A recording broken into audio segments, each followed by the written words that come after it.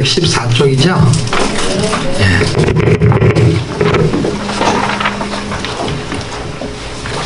자, 성경을 우리 간사님이 잘 복습을 해주셨는데요. 신명기하고 여호수아서를 이렇게 손가락으로 외우는 방법이 있습니다. 자, 신명기는 복음적인 구원의 내용을 담고 있어요. 그래서 신명기 복음적인 구원은 과거, 현재, 미래 이렇게 서론, 본론, 결론 이렇게 흘러가요. 그래서 이제 이거는 이제 책 이름이고 그 책이 말하고 있는 구속사적인 의미가 담겨져 있는 게 복음적인 구원을 설명해요. 이 신명기하고 이제 큰 대칭을 이루고 있는 레위기 같은 경우는 원리적인 구원을 설명해요. 그래서 그 원리에 의해서 복음적인 구원은 믿음을 통해서 구원을 받는다 하는 이야기예요. 그런데 이 책의 내용이 이제 과거, 현재, 미래 이렇게 흘러가게 되죠. 그래서 1장에서 한 4장까지 정도는 서론에 대한 이야기로 과거의 40년을 추억하고 5장에서 한 26장 정도는 본론적인 내용으로 현재 율법과 또 복음에 대한 차이점을 설명해요. 그래서 이상하게도 신해산 언약이 뜨면서 항상 아브라함의 언약이 움직입니다.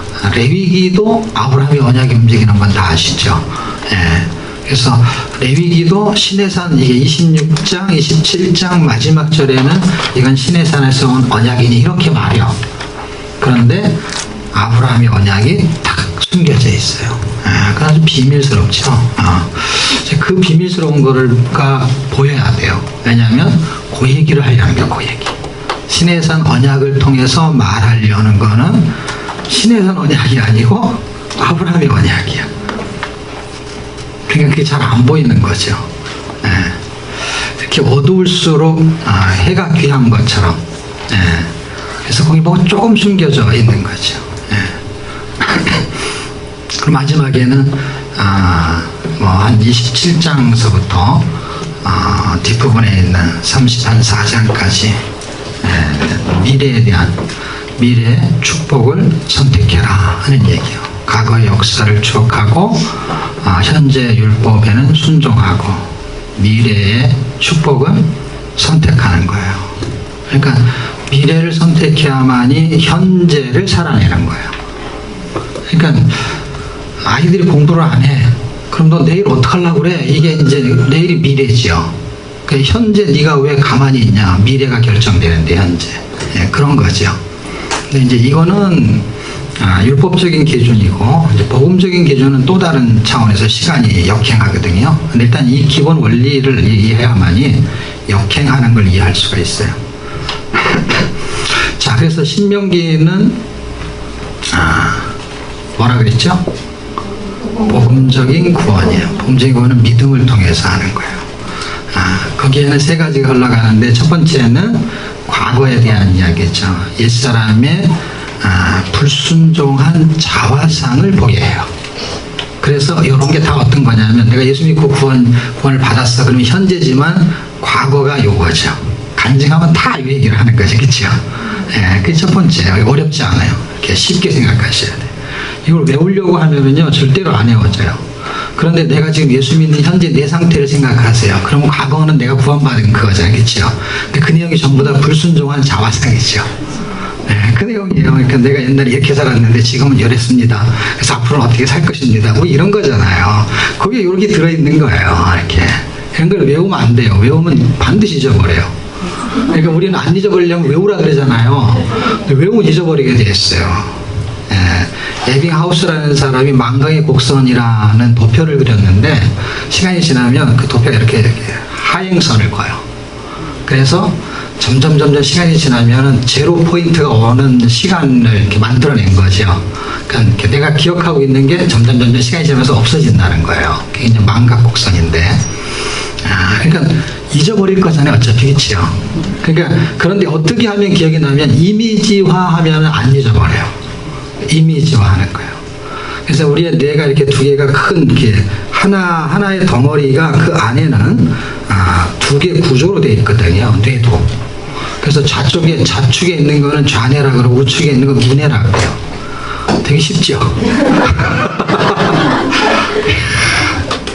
그 앞에 있는 이 큰 덩어리를 대뇌라 그러고, 이 뒤쪽에 조그만 거 하나 있는 거를 소뇌라 그러고, 그 안쪽에 있는 거를 간뇌라 그래요.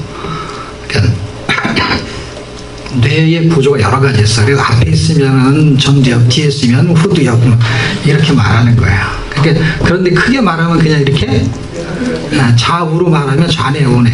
그 다음에 그냥 동어째 말하면은 대뇌라 그러죠. 그리고 그냥 그것도 헷갈린다 그러면 그냥 뇌라 그러면 돼요. 뇌라고 하든지 뇌라고 하든지. 근데 여기 기능이 달라요.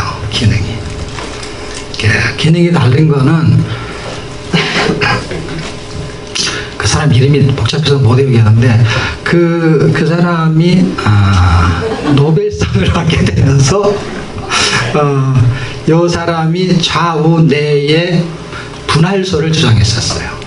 그 분할설을 주장하면서부터 엄청나게 책이 쏟아지게 나왔는데, 그 책이 뭐냐면 여러분 한번 들어봤을 거야. 뇌의 혁명, 뇌나 나의 뇌, 이런 책들이 수도 없이 쏟아져 나왔어요.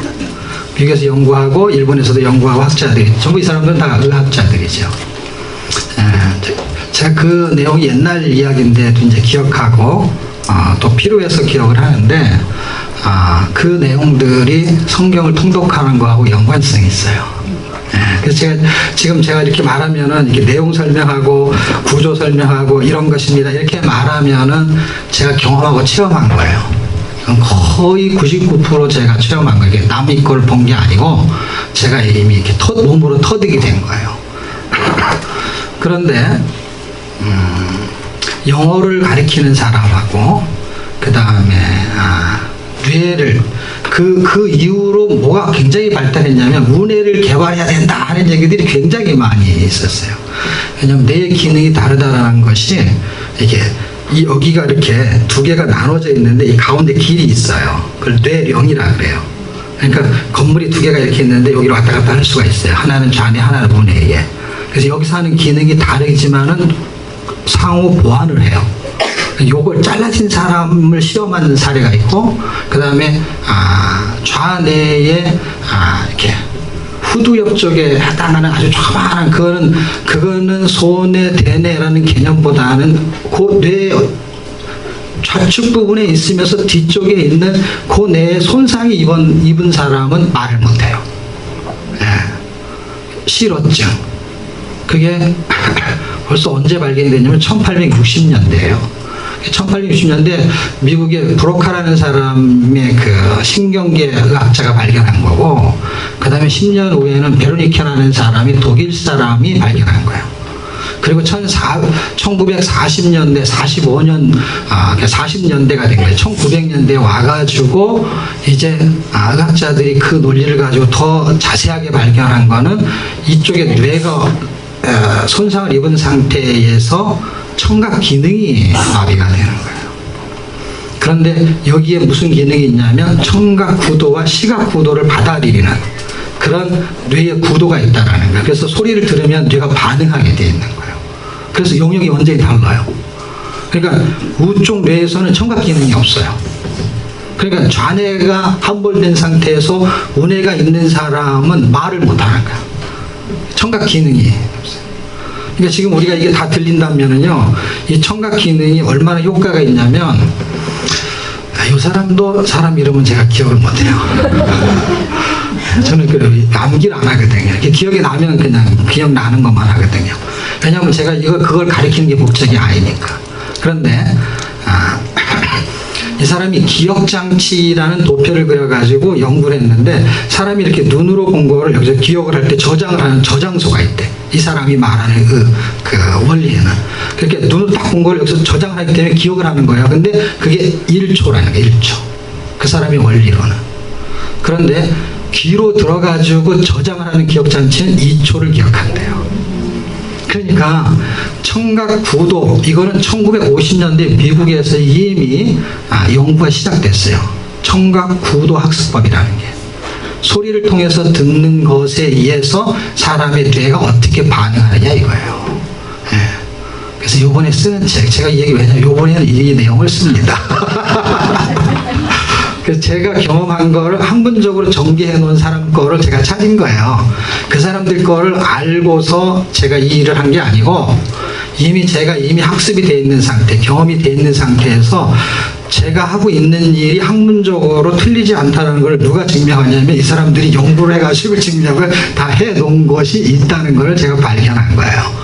예, 그래서 속청의 개념, 그 다음에 빨리 읽으면 어떤 구조가 잡히는지, 예, 이런 내용들을 지금 1부, 2부, 3부로 쓰는데 1부에는 종교개혁이 왜 일어나야 되는지, 2부에는 성경 통독의 원리, 3부에는 로마서 천독을 어떻게 할 수 있는지에 대한 특별한 방법적인 실제적인 내용들. 그래서 이번에 썼던 도전 성경 천독의 후속편이기도 하고, 그거는 원리를 썼다면 이거는 약간 방법론에 해당이 되고 약간 논리적인 이야기를 전개해요. 그래서 학자들이 한 얘기들을 제가 좀 인용하게 될 거고, 그거는 이미 의학적으로 연구가 된 거니까 과학적인 거죠, 과학적인 거. 그러니까 예를 들면 성경 빨리 읽으면 좋습니다 하면은 너나 좋지 뭐 내가 왜 좋은데 어떻게 좋은데 설명해봐. 이게 개인적인 데이터잖아요. 근데 지금 제가 설명하는 거는 이거는 개인적인 데이터라기보다는 사람에게 있는 어떤 구조적인 데이터죠. 내가 가지고 있는 거.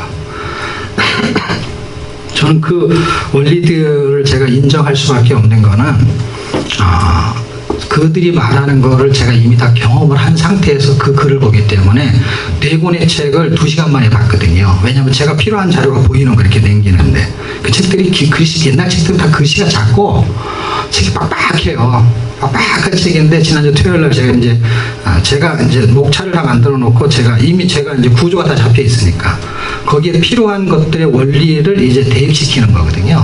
대입시키는데 그러려면 학자가 말한 책을 봐야 되잖아요. 그런 책을 다 언제 다 읽어요. 그러니까 그 책을 쫙 보는 거예요. 왜냐하면 내가 필요한 부분만 보려고 작정을 하고 그렇게 명령을 하고 보는 거예요. 그러면 그것만 보여요. 그래서 4권을 2시간 만에 다 읽었어요. 그 자료를 뽑은 게 아까 제가 말한 게 그걸 뽑은 거예요. 말한 거를. 그리고 지금 뭐 외워가지고 설명하는 것도 아니고 기억이 나는 거죠. 얼마나 대단하냐면요. 이 하나님께서 성경을 읽어라라고 할 때 묵상하라.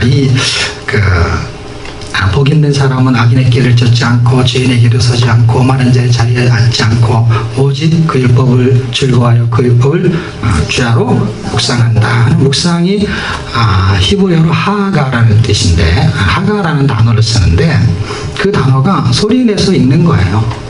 그래서 내 율법을 내 입에서 떠나지 말게 하며라는 거 보세요. 머리에서 떠나게 하지 말게 하며가 아니라 어디에서요? 입에서. 그래서 말하는 게 생각하는 거하고 동일시시켜 놓은 게 히브리 사고예요. 그래서 계속 말하게 만드는 거예요. 소리내서 말하게 하는 거예요.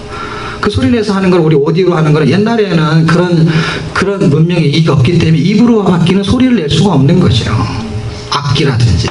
근데 지금 오디오가 개발이 됐는데 그 연구를 1950년대부터 미국에서 시작을 한 거고 그 개발이 돼가지고 지금은 무료로 인터넷에 뒤지면은 그런 배속을 올릴 수 있는 거를 다운받을 수가 있는 거예요. 그냥 배속을 올린 게 아니에요. 이 사람들이 이게 뇌를 빨리 회전시키는 거를 연구하려고 만든 거예요. 그 자료가. 그래서 지금은 조그마한 스마트폰 같은 컴퓨터들이 있지만 옛날에는 컴퓨터 그러면 엄청나게 컸잖아요. 그렇죠? 그러니까 그때도 이거를 빨리 읽는 것이 기계가 엄청나게 컸어요. 상상이 안 되죠. 그거를 누가 사가지고 이걸 이렇게 빨리 왜 들어요? 그거를 빨리 들어야 될 일이 없어요. 옛날에는 빨리 뭘 해야 될 일이 없거든요. 지금 시대적으로 굉장히 유용한 프로그램이고 그런 수많은 사람들이 그런 연구를 실제적으로 사실은 세계 2차 대전 때부터 연구가 된 거거든요.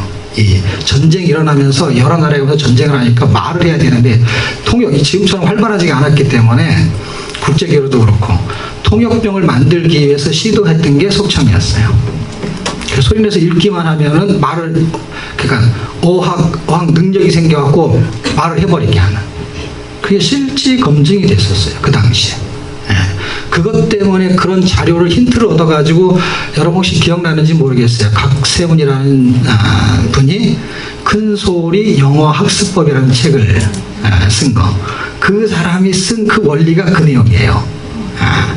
16페이지를 읽어보십시오. 거기에 그 사람이 그 내용을 인용하고 있어요. 지금 이게 어마어마한 내용을 담고 있는데 지금 사실 성경의 내용을 설명하기도 바쁜데 그 얘기를 왜 하냐면 제가 이런 책을 쓴 거는 성경을 읽기만 했는데 썼거든요. 그래서 자꾸 반복해서 설명하는 거예요. 이런 내용을 알 수 있는 원리가 있단 말이에요. 그 원리가. 물론 제 분기점을 제가 생각해 보니까 한 1만 시간을 해야 되겠더라고. 1만 시간 제가 해보니까 하루에 한 10시간씩 3년을 밤 성경만 읽었어요. 목회도 하고 다 하고 강의도 다 했어요. 근데 성경만 읽고도 그게 됐다는 걸 생각해 보세요. 산에 가서 읽은 게 아니고 목회를 하면서 했다니까. 설교하면서 주일날에 설교해요. 근데 설교 준비 어떻게 해요? 설교 준비가 그거야. 설교 준비예요. 강의 그게 강의예요. 제가 지금 원고는 굉장히 많이 준비해요. 이게 10페이지예요. 근데 이 10페이지가 설교문이 아니에요. 여러분 제가 준비한 강의하는 설교문이 아니라는 건 무슨 얘기냐면 제가 하는 말을 다 적은 게 아니라 요약이 된 거란 말이에요. 요약을 10페이지 했다는 거는요 10시간도 더 할 수 있다는 얘기예요. 한 페이지 가지고도 2시간을 하고도 남아요. 이 요약본이요. 근데 제가 이 요약본을 10페이지나 준비해요. 밤새서 준비해요. 강의 준비를 되게 많이 해요. 제가요. 그런데 3년 동안 제가 강의 준비한 걸 한 주차도 제대로 해본 적이 한 번도 없어요. 정말이에요. 그러니까 지금 하나님이 이렇게 말하면서도 주는 인사이트가 계속 생기는 거예요. 그리고 이 안에 있는 책 내용만 얘기하면 되지 않습니까? 이 안에 있는 책 내용이 이게 스탠다드가 아니라는 거예요. 제가 볼 때는. 이때 내가 깨달았던 글을 쓴 거지. 그런데 또 읽으면 더 다른 어떤 기발한 하나님의 작품이 보이는 거예요. 그리고 읽으면 계속 보이는 거예요. 그러니까 이거를 옛날 거를 계속 하기가 싫은 거죠, 저는. 여러분이나 하세요, 집에서. 그걸 또 하고 또 하고 또 하고 그게 바보가 하는 짓이지.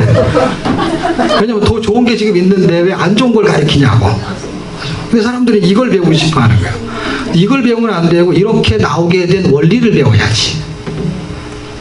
고기를 여기서 하나씩 잡아주면 여러분 기분 좋잖아요. 저녁거리가 생겼으니까. 그러니까 사람들이 받아 적어가지고 오늘 묵상할 거, 내일 설교할 거리 하나 얻어가는 거는 그거는 평생을 배워야 됩니다. 평생을. 그리고 여기서 만족이었으면 저희 가서 배워야 되고 그래요. 근데 성경 하나 가지고 제가 별 얘기를 다 하잖아요. 뇌 얘기를 또 성경 연결을 시키잖아요. 그렇죠? 소리, 그 다음에 시각, 이 효과가 지금 성경 구절하고 연결이 되니까 묵상, 입으로 소리내서 전부 다 성경 읽기는 원래 초대교회 전부터 예를 들면 구약시대 때 다 낭독으로 있었어요. 낭독으로 소리내서 읽게 돼 있었어요. 근데 하루에 10시간 소리내서 어떻게 읽어요? 그러니까 어떻게 해요? 오디오가 지금 개발된 게 대단한 것이죠. 이 소리가 뇌하고 연결이 되어 있는 거를 의학자가 발견한 건데 성경은 그런 얘기를 안 하고 그냥 읽으라는 거예요. 소리내서. 그러면 귀로 들어간다는 거예요. 근데 청각 기능이 이쪽에 있어요. 신기하죠. 근데 여기가 손상되면 말을 못해. 근데 이런 거예요. 뭔가를 알긴 알겠는데 깨달았는데 그걸 설명하려고 설명 못하는 사람이 있죠. 그러니까 우뇌가 이미지화되어 있는 쪽이 발달해가지고 이 정보를 좌뇌로 보내요.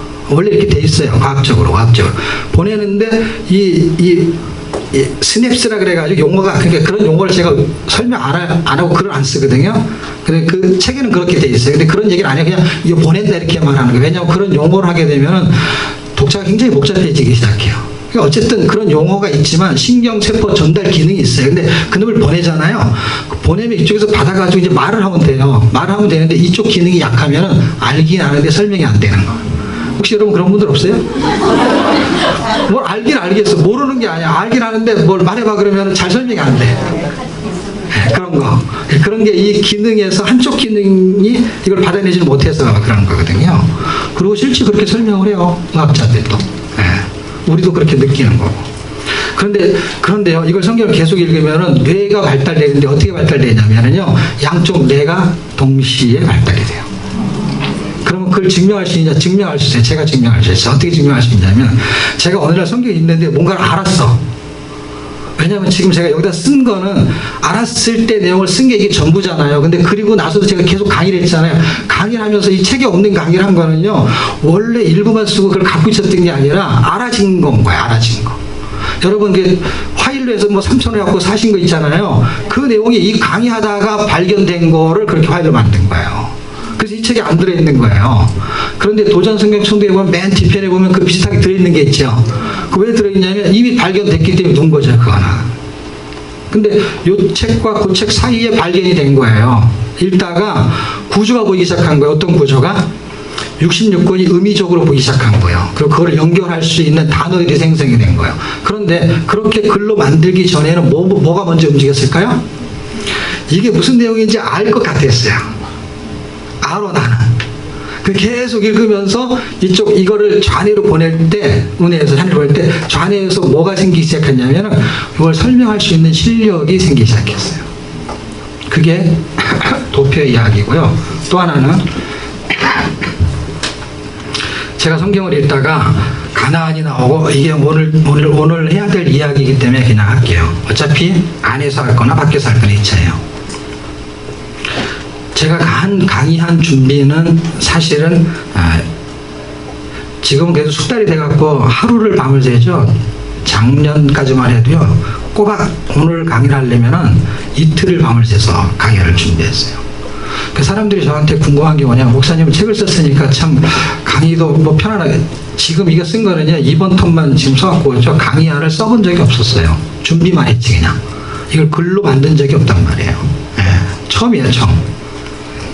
이건 만든 이유가 있어요. 힘든데 왜 만드냐면, 나중에 강사 과정 만들 때 도서 주려고 만드는 거예요. 그러니까 여러분 주려고 만드는 거예요. 왜냐면 저는 이미 제 머릿속에 들어있거든요. 작업을 하면 힘들거든요. 왜냐하면 이 작업하는 시간이 글로 전환하는 게 내가 알고 있는데 전환하면 에너지가 소모가 돼요. 되게 힘들어요. 그런데 이게 빨라진 거, 어느 정도 빨라졌냐면 하루가 단축이 됐잖아요. 그러니까 이틀을 꼬박 준비를 해야만이 한 주치 강의할 거를 제가 글로 만드는 거예요. 어떤 글로? 요약을 하는데, 요약을 하려면 단어를 정교하게 만들어야 되거든요. 예를 들면 이런 거요. 신명기는 복음적 구원 할 때 복음적이라는 단어를 만들 때 레위기를 신경 쓰면서 만들어요. 레위기는 원리적 구원이지. 그러니까 창세기는 본질적 구원이지. 이렇게 만드는데 이걸 만들어야 되겠다고 생각하면 머리가 막 움직이잖아요. 움직이는데 이렇게 창세기, 출애굽기, 레위기, 민수기, 신명기, 여호수아, 룻기까지 만들었거든요. 이렇게 만드는데 1시간 안에 그냥 만들어지는 거예요. 머릿속에서 만들어지는 거야. 내가 이걸 만들어야겠다고 생각을 하면 그만큼 자료가 들어있는 거야. 어딘가에. 그걸 단어화시키는 힘이 약한 거였던 거예요. 근데 단어화시키는데 단어를 시킬 때 이걸 유기적인 관계가 움직이는 거죠. 그 관계를 움직이면서 이걸 만들어내는데 시간이 걸리는 게 절반으로 지금 앞당겨진 거거든요. 그만큼 뭐가 발달이 되냐면 성경 읽으면서 성경이 구조적으로 보이는 것을 논리적으로 설명할 수 있는 힘이 생긴 거예요. 그 전에는 애굽이라는 나라, 그 다음에 가나안 땅, 그 다음에 바벨론, 그래서 출애굽, 출바벨론, 이 사이에 낑겨 있는 가나안, 이게 뭔가를 알겠어요. 이렇게 성경을 막 읽어가지고 이놈이 왔다 갔다 하는 걸 알겠더라고. 알겠는데 그림까지 그렸었어요. 그림. 아마 오늘은 그림을 안 보여주셨네요, 간사님이. 원래는 그 그림이 있어요. 이렇게 가운데 가나안이 있고 이쪽에는 세상, 이쪽에는 천국. 그래서 이렇게 딱 교집합 아니면 부분집합으로 표시가 된 거. 그걸 그림으로 그려낸 거예요. 그림으로 알겠어요. 그리고 말로 설명이 잘 안 되는 거야. 그런데 지난주부터는 이게 말로 설명이 잘 되기 시작했어요. 설명이 잘 되는 거야. 이걸 말로 설명해낼 수 있는 힘이 생겼어요. 그게 뭘 입증하는 거예요? 이게 유기적인 관계가 움직이면서 자네보다 은혜가 10배에서 100배 정도의 효용성이 있는 지각의 능력을 가지고 있다고 학자들이 말합니다.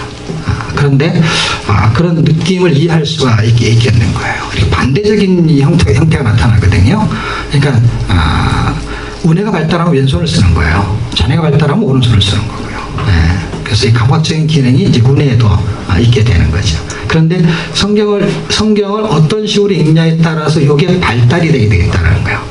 그 원리를 제가 이번에 책에 쓰는 건데, 어제도 좀 쓰다가 왔거든요. 저녁에 작업을 좀 하다가. 그래서 되게 시간만 있으면 빨리 쓸 것 같아요. 근데 제가 이거 준비하느라고 화요일 날은 또 강의안을 또 만들었죠. 어쨌든 여러분이 지금 알고 싶어 하는 것이 사람마다 다 다를 거예요. 그래서 어떤 부분이 알고 싶을 수 있을 것 같아요. 그러나 원리는 누구나 알아야 된다고 생각합니다. 원리는. 그래서 원리에다가 제가 초점을 많이 맞추고 있고, 또 원리를 잘 이해하게 되다 보면은 16주 과정 동안에 모든 원리가 다 관통되어지지는 않을 거예요. 왜냐하면 처음에 이게 잘 안 보여요. 무슨 말인지 잘 몰라요. 그래서 처음에 이거 1기 때 강의했을 때 사람들이 100% 중에서요, 제 기억으로는 한 70-80%가 무슨 얘기인지를 몰랐다는 사람들이 70-80%였어요. 제 강의를 못 알아들었어요. 뭔가를 들으면서 은혜를 받는데 70-80%는 이게 무슨 내용인지를, 그래서 2번 듣고 나서 이제 조금 알기 시작합니다 하는 사람이 그때 굉장히 많았어요. 지금도 조금 있기는 있는 것 같아요. 지금도 2번은 들어야 2번째 들릴 때는 무슨 말인지 이제 알아먹기 시작한다고 얘기를 하더라고요. 그건 뭐예요? 원리를 이해하는 폭이겠죠. 그래서 원리가 이해됐으면 참 좋겠고, 이런 원리를 제가 좀 구조화시키고 있거든요. 그래서 이게 강의 준비를 하면서 만들어진 거예요. 이렇게 손가락으로 하는 게. 전에는 모세오경 외에는 안 했거든요. 모세오경 다음부터를 지금 하고 있는 건데, 이게 만들어지더라고요. 그냥 한 주 한 주 이렇게 보면은. 자, 여호수아서는 정복적인 구원이에요. 그러니까 구원인데 정복해요, 그분이. 여호와의 사자가 정복해요. 땅으로 기준해서 정복을 해요. 그런데 그분이 정복을 하시는 것도 서론본론 결론 이렇게 3가지 형태가 흘러가는데, 이 3가지가 구원, 구원의 성, 구원의 완성. 이렇게 어떤 원리를 알면 외울 필요가 없어요. 아까는 과거, 현재, 미래 이렇게 있잖아요. 이거는 서론본론 결론 해도 되고, 구원, 구원의 성, 구원의 완성. 구원이 서론, 구원의 삶이 본론, 구원의 완성이 결론, 이렇게 되는 거죠. 인생의 서론본론 결론도 동일하죠.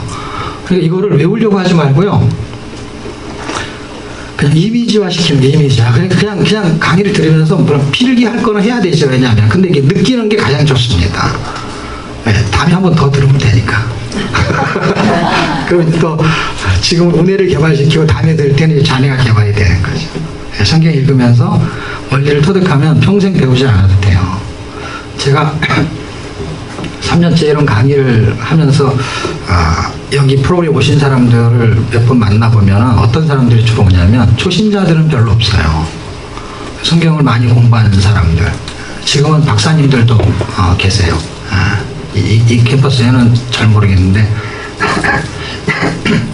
그것도 같은 분야, 같은 분야에 그런 분들이 오세요. 근데 그러니까 공부를 많이 한 사람들이 점점 많이 오기 시작해요. 그 생각해 보세요. 우리는 성경 공부를 가르치는 게 아니죠. 그리고 성경 공부를 잘 안 가르쳐요. 제가 또 아는데 안 가르쳐줘. 저 사람이 아는 것 같은데 안 가르쳐주는 것 같아. 근데 그게 아니고, 성경 공부를 하는 프로그램이 아니라 우리 프로그램은 읽는 프로그램이잖아요. 어쨌든 읽는 프로그램이면서 성경 설명을 하긴 하지만 원리를 설명을 하는데, 이 원리를 이해하지 못하면요 평생 배워도 알 수가 없는 내용이거든요, 성경이. 그래서 아주 5만 군데를 다 해서 공부한 사람들이 점점 횟수를 더해가면서 그런 사람들이 점점 더 많아지고 있는 거예요, 상대적으로. 초신자가 많아지는 게 아니라, 성경을 신학적으로 막 깊이 공부한 사람들이 점진적으로 많이 오기 시작해요. 왜냐하면 저는 그런 내용을 안 가르치는데도 많이 와요, 이해하게.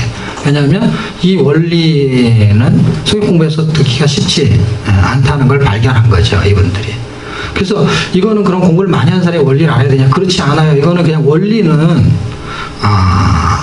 애나 어른이나 이렇게 딱 느끼는 거야. 이거는 느끼는 거예요. 읽으면서 자기가 터득하는 거예요. 이거 몸으로 터득하는 거예요. 공부는 이렇게 머리로 하는 건데 이거는 감각인 거예요. 그래서 제가 성경 읽기 방법 중에 여러 가지 설명할 때 감각적 성경 읽기 이런 말을 하거든요.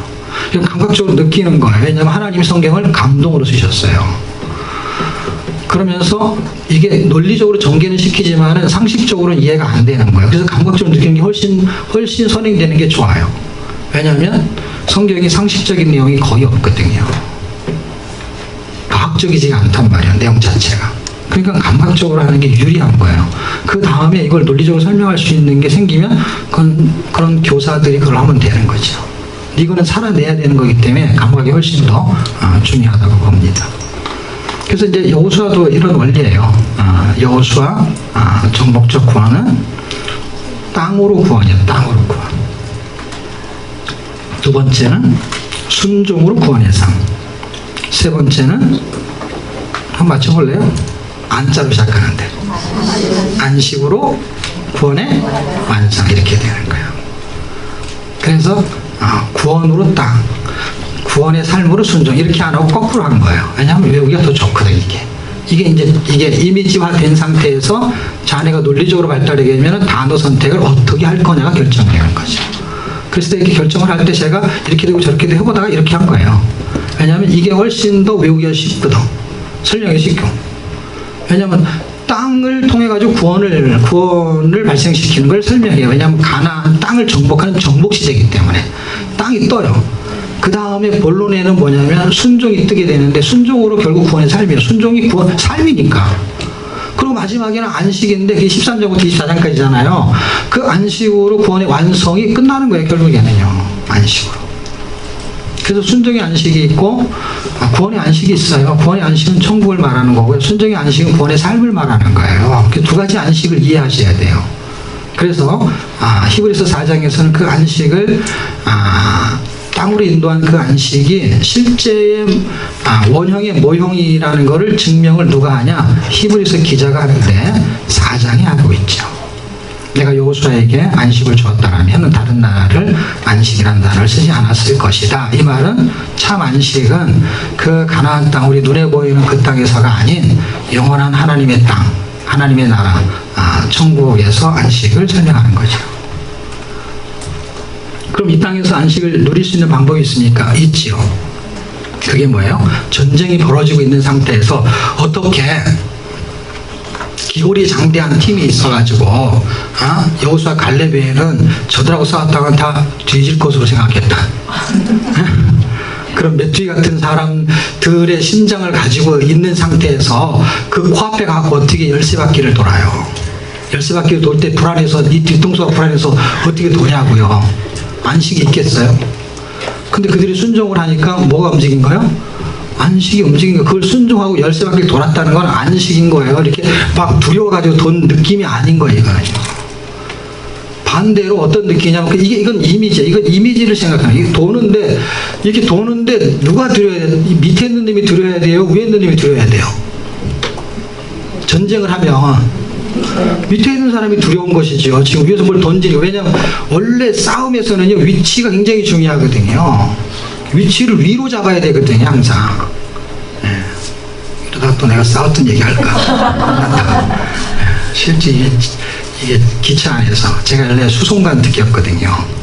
군인들 수송하는 TMO라고 옛날에 TMO 열차 수송관이에요. 권총 차고 사람들 이렇게 군수물자 수송하는 사람도 군수물자거든요. 그러면 그 수송관인데 그놈들이 거기서 맨날 싸우거든. 싸울 때 잘 싸우는 놈이 어떻게 싸우는지를 많이 봤거든. 누가 잘 싸우느냐? 이게 좁잖아요. 여러분 열차에서 뭐 싸우는 거 봤잖아요. 여기 사람이 앉아있고 가운데 통로가 겨우 두 명 지나기도 힘들잖아요. 그렇죠? 그러니까 한 명이 딱 어떻게 쓰면 이렇게 올 수가 없는 거죠. 그러니까 한 명 잘 쓰는 놈 앞에 쓰면 저쪽이 아무리 인원이 많아도 이길 수가 있는 거예요. 이게 퍼져서 움직일 수가 없으니까. 그런데 더 잘 싸우는 사람은 어디로 올라가냐면요 위로 올라가는 거예요. 위로 올라가서 짐 카는 걸 붙잡고 발차기를 하게 되면요 그냥 팍 나가 떨어져요. 이게 손으로 이렇게 하고 있는데 위에서 군합발로 움직이니 그걸 누가 이기겠어요? 위치를 잡는 거예요. 그래서 잘 싸우는 놈 위치를 잘 잡는 거예요. 그러니까 송을 쌓는 것도 똑같은 원리잖아요. 원리가 평평하게 해놓고 철정을 쳐놓은 게 아니잖아요. 이게요. 그러니까 지금 싸움에서 위를 점하고 있는 쪽은 여리고성이란 말이에요. 그런데 무슨 공성대도 하나도 없이 전쟁 무기도 하나도 없이 그 길을 주위를 돌면 불안하죠. 위에서 던지는 건 둘째치고 갑자기 튀어나와가지고 화살을 쏘거나 아니면 튀어나와가지고 그냥 창을 찔러거나 하면 겁나는 거죠, 그게. 그것도 일주일씩이나. 그런데요, 도는 사람들은 편안하고 위에 있는 사람들은 쫄아 있었던 거예요. 분위기가 그랬거든요. 어떻게 그럴 수 있냐는 거예요. 지금 세상이 그렇게 동일하단 말이에요. 이 세상이 똑같단 말이에요. 어떻게 예수 믿는 사람이 그런 골리앗 같은 그런 성벽이 있는 그런 세상에 살고 있는데 편안하게 살 수 있냐고요. 돌아도 우리 동네에서만 돌아야지 경주에서는 돌면 안 돼. 첨성대 주위를 돌아라 이런 거 하면 안 돼. 그냥 불안해. 그냥 그 동네 자체가 불안해. 나 이번에 부산도 가야 돼, 울산도 가야 되는데. 그 어떻게 불안해서 하냐고요. 거기 정탐하고만 왔어도 발발발 떤 사람이 그걸 코앞에 갔는데 어떻게 안 불안하냐고요. 지금 돈 있고 잘 사니까 그런 소리 하는 거지, 가난하고 세상에 살아봐 힘들지 그렇게 하는 사람들 있잖아요. 가난한 사람들 어떻게 거길 편안하게 돌면서 살 수 있냐고요. 그게 성경은 평안은 요한복음 14장 27절에 내가 주는 평안은 세상이 주는 것과 다르다 이 말인 거잖아요. 그 어떤 사람한테 그런 현상이 나타나냐? 믿음이 있는 사람. 그 믿음이 있는 사람이 나타나는 행위가 순종. 그래서 순종이라는 것을 발생시키는 게 믿음이에요. 그래서 믿음이 있는 사람은 히브리서 11장에 뭐라 그래요? 세상이 그들을 감당할 수가 없었다. 그럼 이 사람들이 와서 막대기 들고 이렇게 도는데 감당이 안 되는 거 위에서 화살을 갖고서 덜덜 떠는 거예요.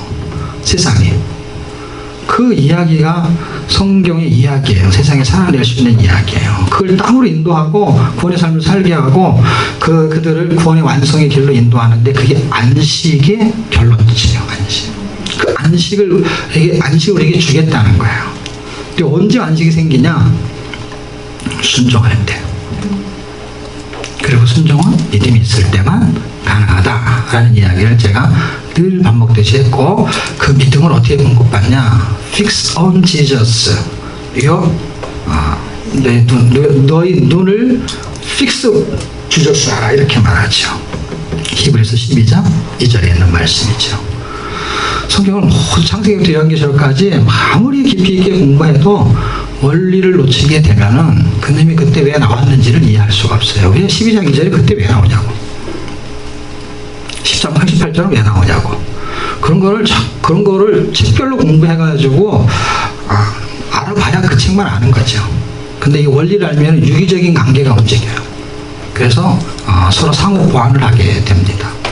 성경 읽기가 어마어마하게 강력한 내용을 담고 있는데 사람들은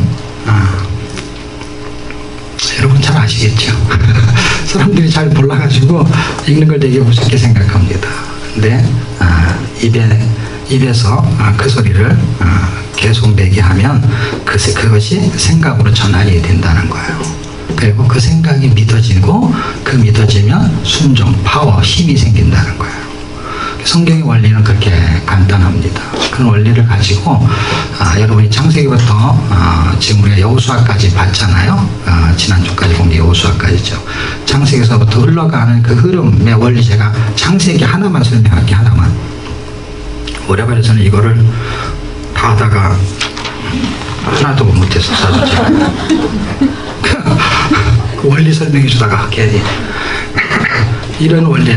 성경은 이미 원리를 가지고 움직이는 거예요. 그러니까 창세기가 쓰여질 때는 이미 요한계시록의 종말적인 결론을 가지고 창세기 출발을 하는 거예요. 그러니까 이미 결론을 가지고 썼기 때문에 창세기 안에는 결론을 양괄식으로 쓰는 거예요. 그래서 그 결론을 반복적으로 써요. 그래서 11장까지 어떤 내용이 전개되냐면 우리가 잘 아는 창조시대라고 말하는 창조, 타락, 홍수, 바벨, 이 네 가지 사건이 어디하고 연결이 되냐면 요한계시록으로 끝나는 거예요.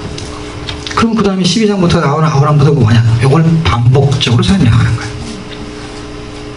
이게 무슨 말인지 이걸 아셔야 돼. 이게 지금 하나만 원리를 설명하는, 지금 그거 가지고 또 출애굽기도 원리가 있는데 출애굽기 설명하면 이제 또 똑같이 못하니까 창세기 하나만 할게요. 그리고 야, 그거 듣고 싶은데, 그러면은 그거 이제 유튜브에 올릴 거니까 나중에 들으세요, 나중에. 지금 강의가, 월요반 강의, 수요반 강의가 달라요.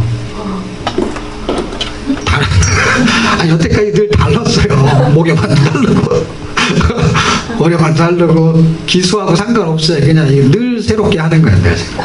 본문만 같아. 내용은 달라. 전개 방식도 다르고.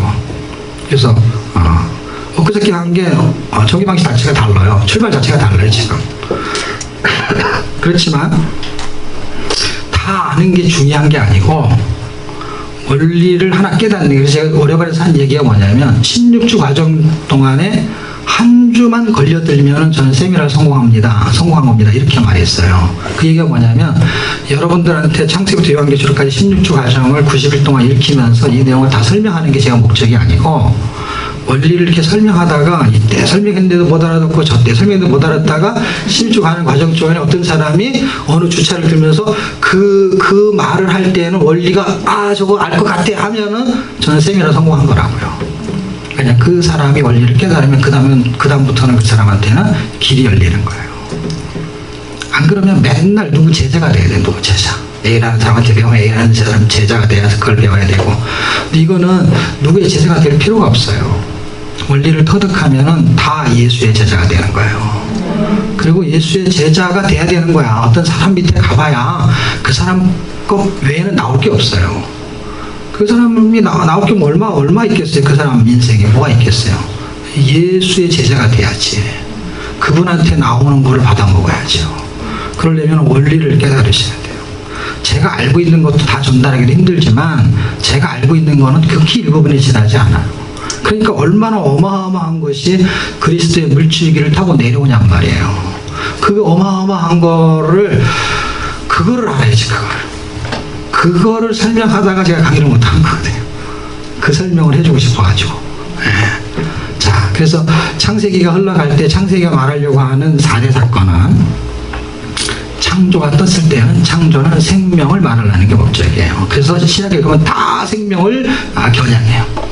그리고 그 생명이라는 걸 요한복음에서 설명을 가장 많이 해놨는데 그 생명, 그 다음에 요한일서의 생명, 그 생명을 다 원어로 분석을 해보면 결국 그 생명은 영원한 생명을 말하고 인간의 생명, 풀의 생명, 자연의 생명 이런 게 아니라 예수의 생명을 말하는 거예요. 야고보 1장 4절 거기서 말하는 생명은 예수 안에 있는 생명이라는 단어를 말하는 거예요. 동물의 생명도 생명, 사람의 생명도 생명인데 거기서 말하는 거는 단 그런 생명이 아니에요. 그냥 살다가 죽는 그 생명이 아니에요. 그건 안 죽는 생명을 말하는 거예요.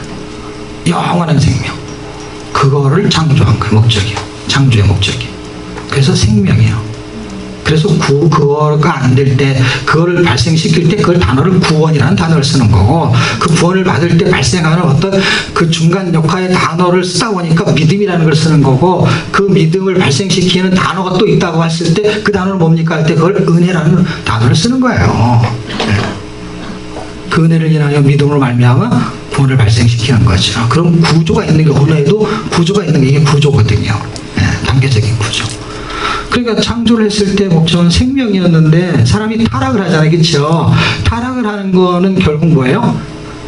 선악과 먹고 이런 게 중요한 게 아니에요, 지금. 왜냐하면 그건 얼마든지 설명할 수 있어요. 왜 만들었는지, 뭐 어떻게 해서 만들었는지 이것까지 다 설명이 가능한데, 어쨌든 결론, 원리는 그렇게 해봐야 원리로 못 가. 그거는 맨날 공부하다 끝나는 거예요.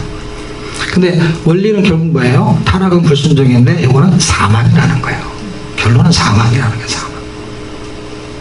생명인데 사망이 돼버렸어요. 그러면서 홍수가 생기죠. 그렇죠? 홍수가 생기면은 생명과 사망의 갈림길에서 어떻게 죽느냐 할 때 이 두 개를 동시에 설명해요. 신기하게도. 그러니까 하나는 생명이고 하나는 사망이잖아요. 그렇죠? 근데 홍수를 통해서 이게 두 개가 발생하잖아요. 그렇죠? 그러니까 홍수를 통해 갖고 사망이 발생하고 생명이 발생하죠. 그랬을 때 여기서 나타나는 은혜는 구원의 방주를 설명하는데, 구원의 방주는 그럼 어떻게 된 겁니까? 구원의 방주는 뭔가 이렇게 싸고 있는 의미를 갖는 거예요. 그러니까 다 죽는데 산 사람이 있다는 거. 그럼 어떻게 살았습니까? 당대의 의인이기 때문에 천만의 말씀이에요. 그 때문에 산 게 아니에요.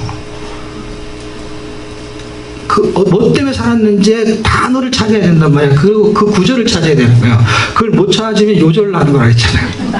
찾으면 이게 구절 보이는 거 얘기예요. 그게 창세기 6장 7절인가에 보면은 노아는 하나님께 은혜를 입었더라. 그래서 노아 found favor in the eyes of the Lord. 그러니까 노아는 found 했는데 favor를 found 했다는 거예요. 근데 하나님의 눈 안에 있는 은혜를 발견했다. 이렇게 이제 쉽게 해석이 가능한데, 그러니까 노아는 결국 하나님의 은혜를 입게 된 것이죠.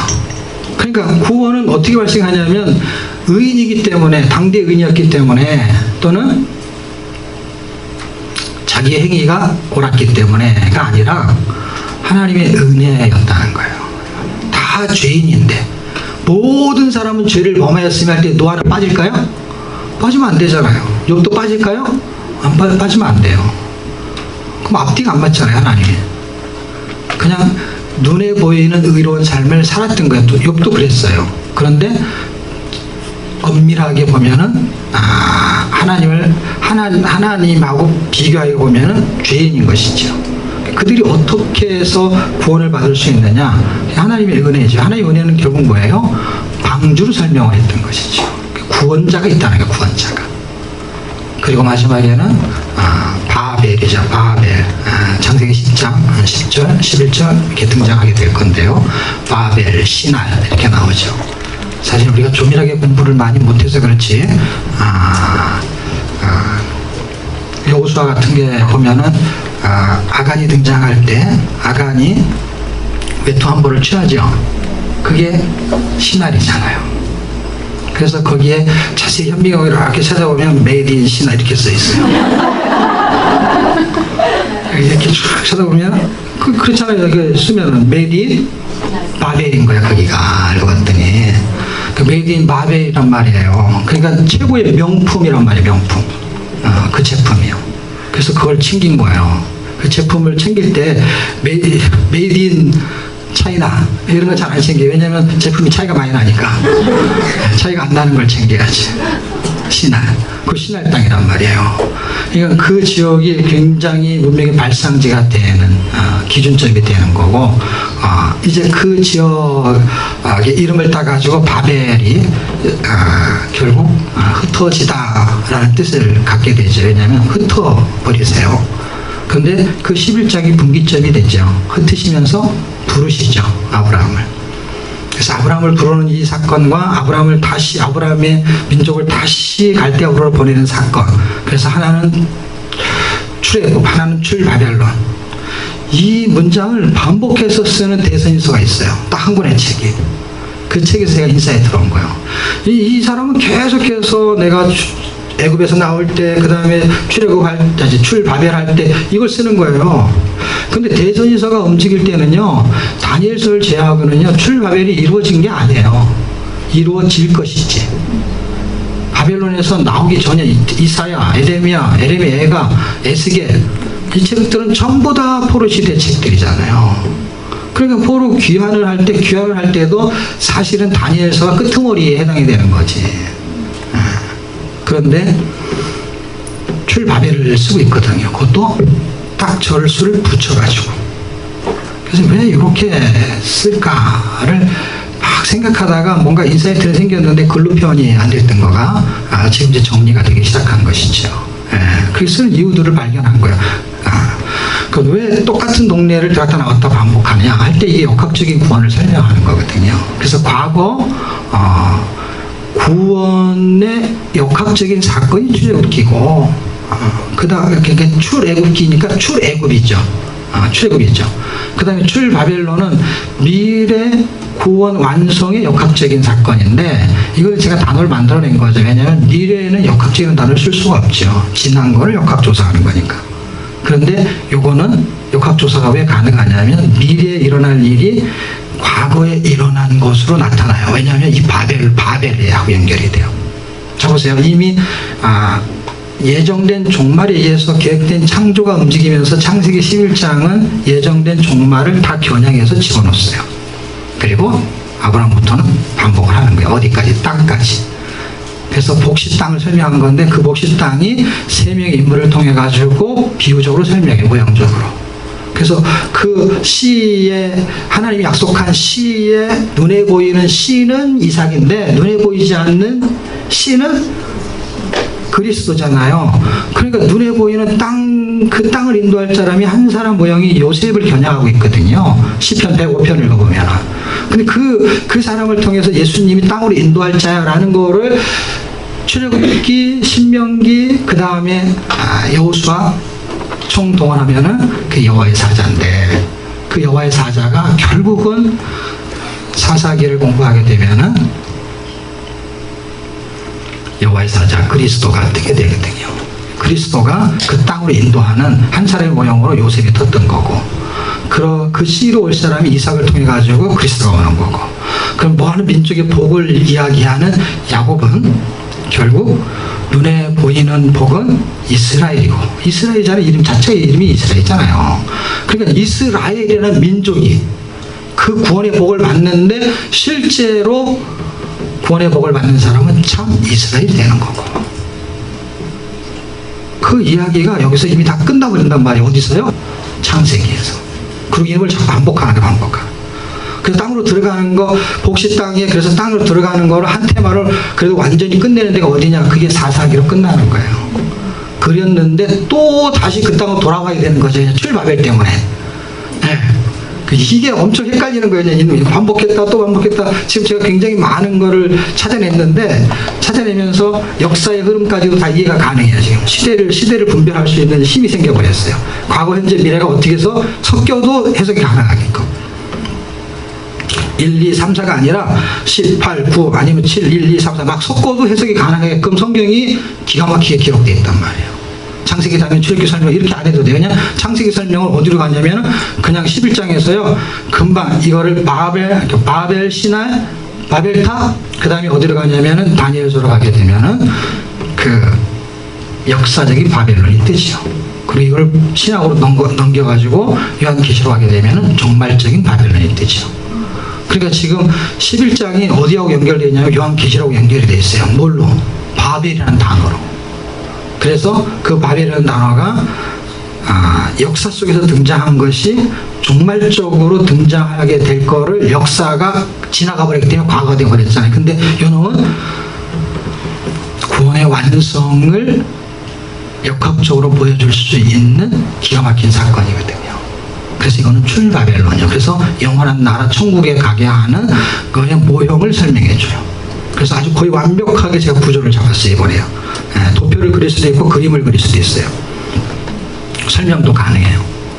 그런데 오늘 교회 처음 나오고 갑자기 이야기를 들으면 무슨 말인지 하나도 모르겠죠. 그래서 제가 할까 말까 망설이다가 그냥 조금만 했어요.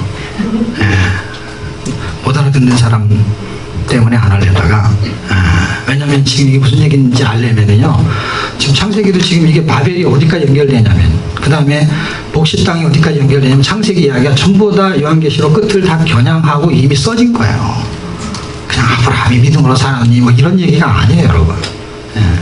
이미 시나리오는 그렇게 기록이 된 것이죠. 그래서 역학적인 구원을 출애굽기에서 보여주고 원리적인 구원을 레위기가 보여주고, 그 다음에 민수에서 이렇게 살아내야 되는데 불순종, 인간의 본성적인 죄가 그걸 살아낼 수가 없다.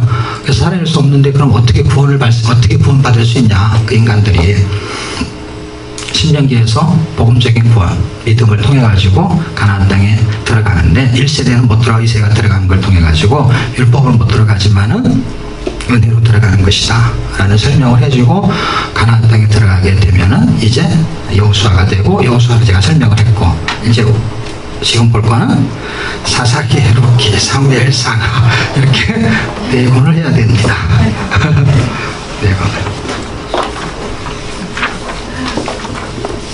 그래서 4권 한번 해보죠.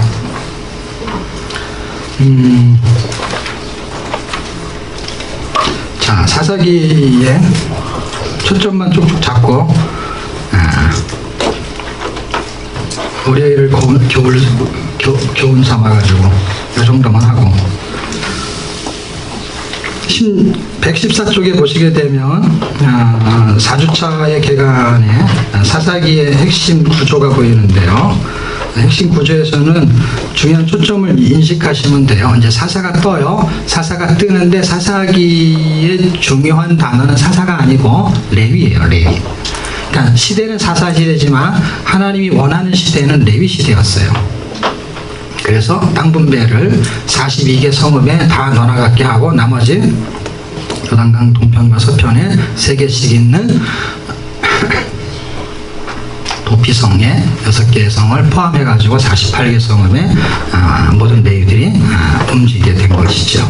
거기에서 하나님의 말씀으로 통치하기를 원하셨는데 그 통치가 이루어지지 않는 것이 원인이 돼서 사사가 등장하게 된 배경을 설명한 거죠. 그러니까 사사가 중심이 아니고 원래는 레위가 중심이고 레위가 그 역할을 제대로 못함을 통해 가지고 레위 시대가 사사 시대로 전환이 돼버린 거예요. 그래서 사사를 통해서 구원에 대한 부분들을 한번 살펴볼 필요가 있고 구원에 대한 구속사적인 주제는 영원한 구원자 예수 그리스도에 대한 부분을 다루게 될 것이고 그리고 그 밑에 보시게 되면 사사의 등장과 레이의 등장이 되어 있는데 사사와 레이가 어떻게 타락하게 되었는지에 대한 부분들을 주로 다루게 될 것 같습니다.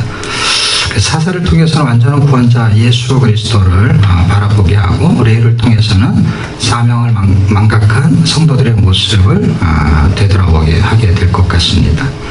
자, 룻기는 구조가 인명과 지명이 주로 등장하게 됩니다. 그래서 모압과 베들레헴이 중요하고요. 그 다음에 보아스, 그 다음에 다윗, 나오미, 룻 이런 사람들의 이름들이 중요하죠. 룻기의 구속적인 주제는 영혼의 기업을 모르는 예수 그리스도. 그래서 육신의 기업을 모르는 게 있고 영혼의 기업을 모르는 게 있죠. 그래서 여기서 중요한 것은 나오미 가정에 어떻게 회복되느냐. 회복되는 방법과 이방인이 어떻게 하나님의 가족이 되느냐 하는 부분들을 살펴볼 수가 있고요. 자, 한 장을 옮기시게 되면은 사무엘상의 구조에는 직분과 임명이 등장하는데 여기도 직분은 제사장하고 왕이죠. 그리고 임명은 엘리, 사무엘, 사울, 다윗 이렇게 중요하죠. 그러니까 두 가정은 엘리의 가정과 그 다음에 엘가나의 가정이고 그리고 두 왕은 사울과 다윗이 되겠죠. 이걸 대조적으로 볼 수 있으면 좋을 것 같고 사무엘상의 구속사적인 주제는 이제 신정 시대를 마감하고 왕정 시대로 전환되는 분기점을 보셔야 되고요. 그리고 아까 말한 대로 두 가정과 두 왕의 차이점을 살펴보면 그 내용은 충분히 알 수 있을 것 같고 본론에 가서 좀 살펴보기로 하고요. 자, 사무엘하. 자, 사무엘하로 가게 되면 사무엘하의 구조는 지역이 헤브론과 예루살렘 그리고 다윗의 왕권과 그 다음에 위기가 회복되는지에 대한 이야기를 주로 다루게 됩니다. 구속사적인 주제는 마음의 성전인데요. 참 성전이 되는 예표를 다윗을 통해서 보여줍니다. 성전을 어떻게 마음에 품었는지 다윗의 왕권, 다윗의 위기가 있는데 아마 오늘 우리가 봐야 될 부분은 왕권에 대한 부분까지로 보게 되면 끝나고 다음 주에 위기에 해당되는 부분 다음 주부터 읽어야 될 차례가 될 것 같아요. 자, 본론에 들어가서 19일치를 한번 봅시다. 사사기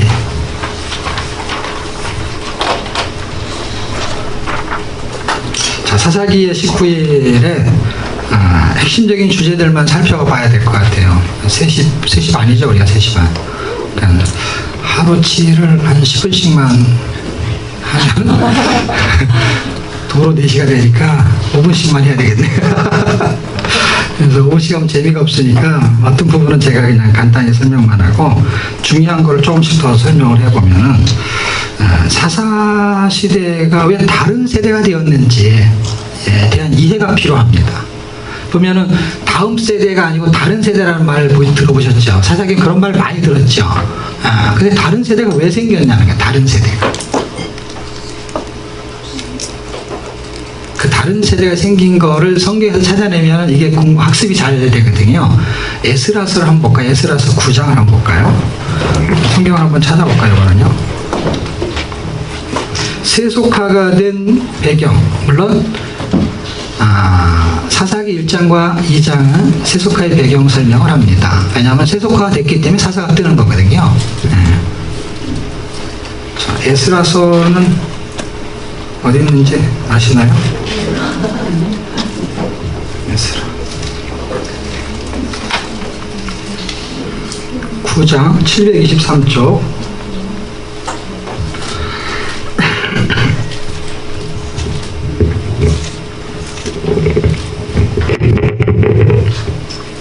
(11절) (12절) 두 절만 읽으면 되거든요. 찾으셨나요?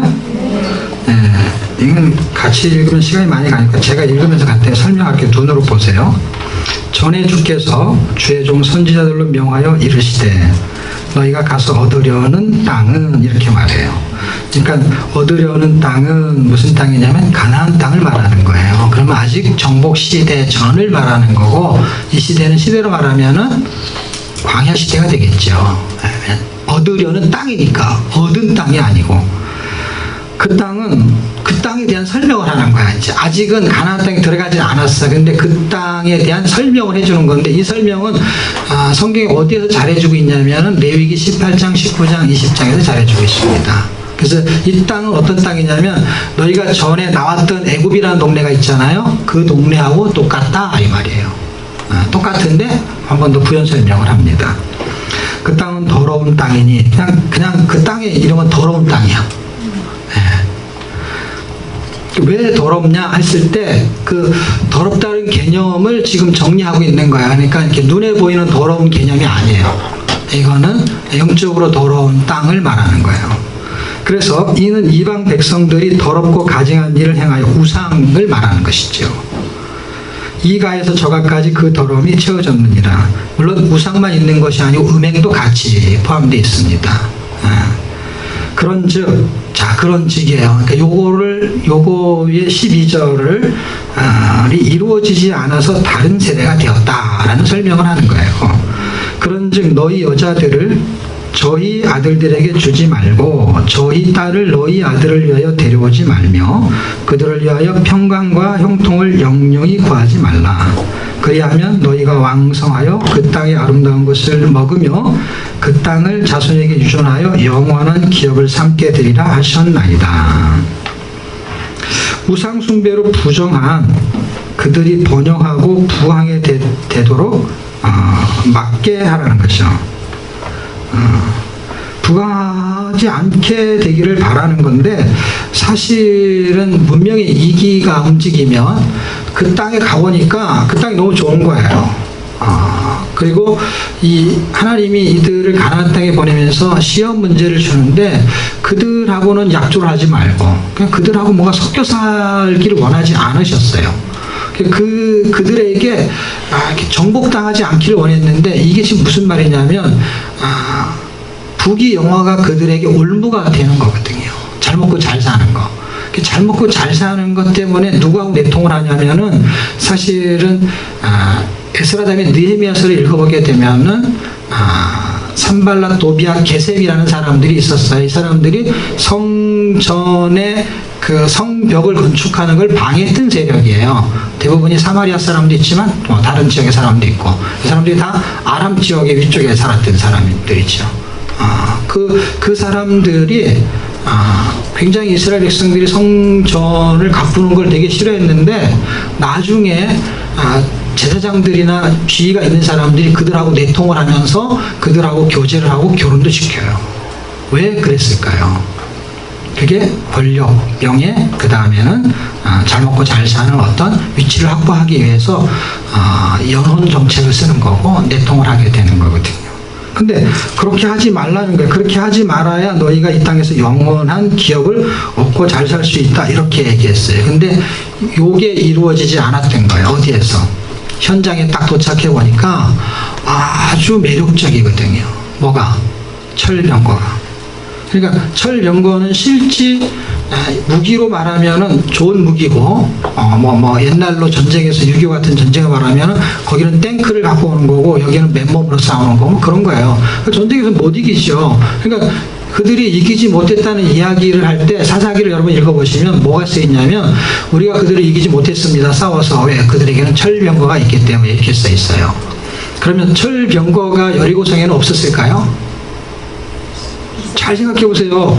지금 가나안 땅에 들어왔잖아요, 그렇죠? 가나안 땅에 들어왔을 때 사사기로 오면 철병거가 생기고 여호수아 시대 때는 철병거가 없었을까요?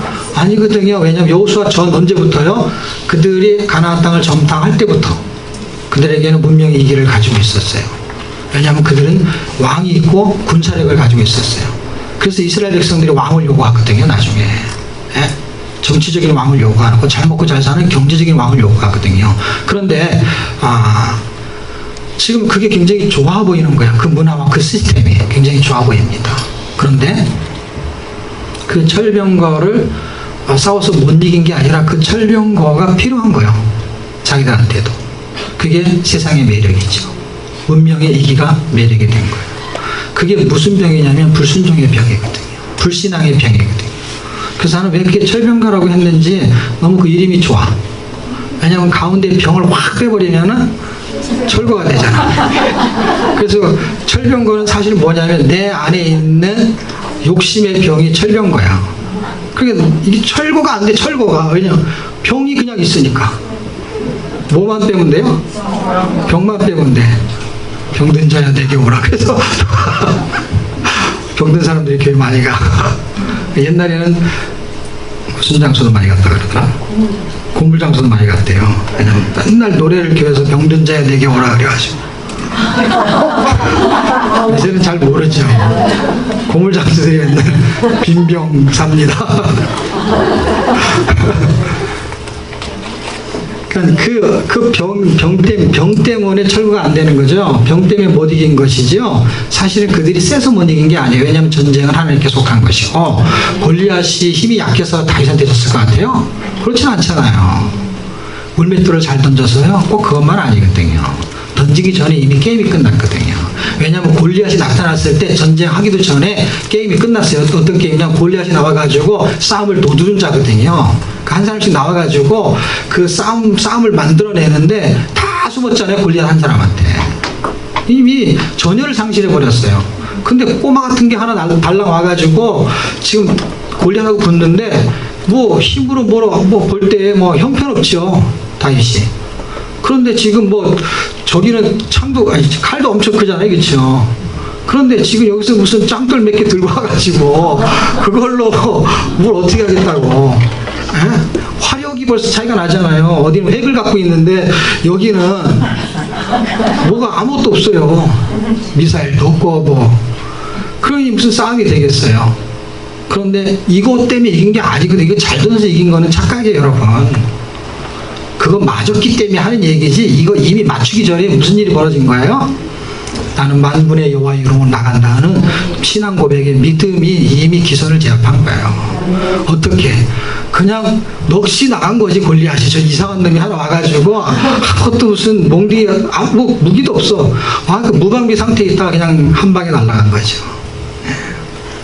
세상이 어마어마한 여리고성 골리앗과 같습니다.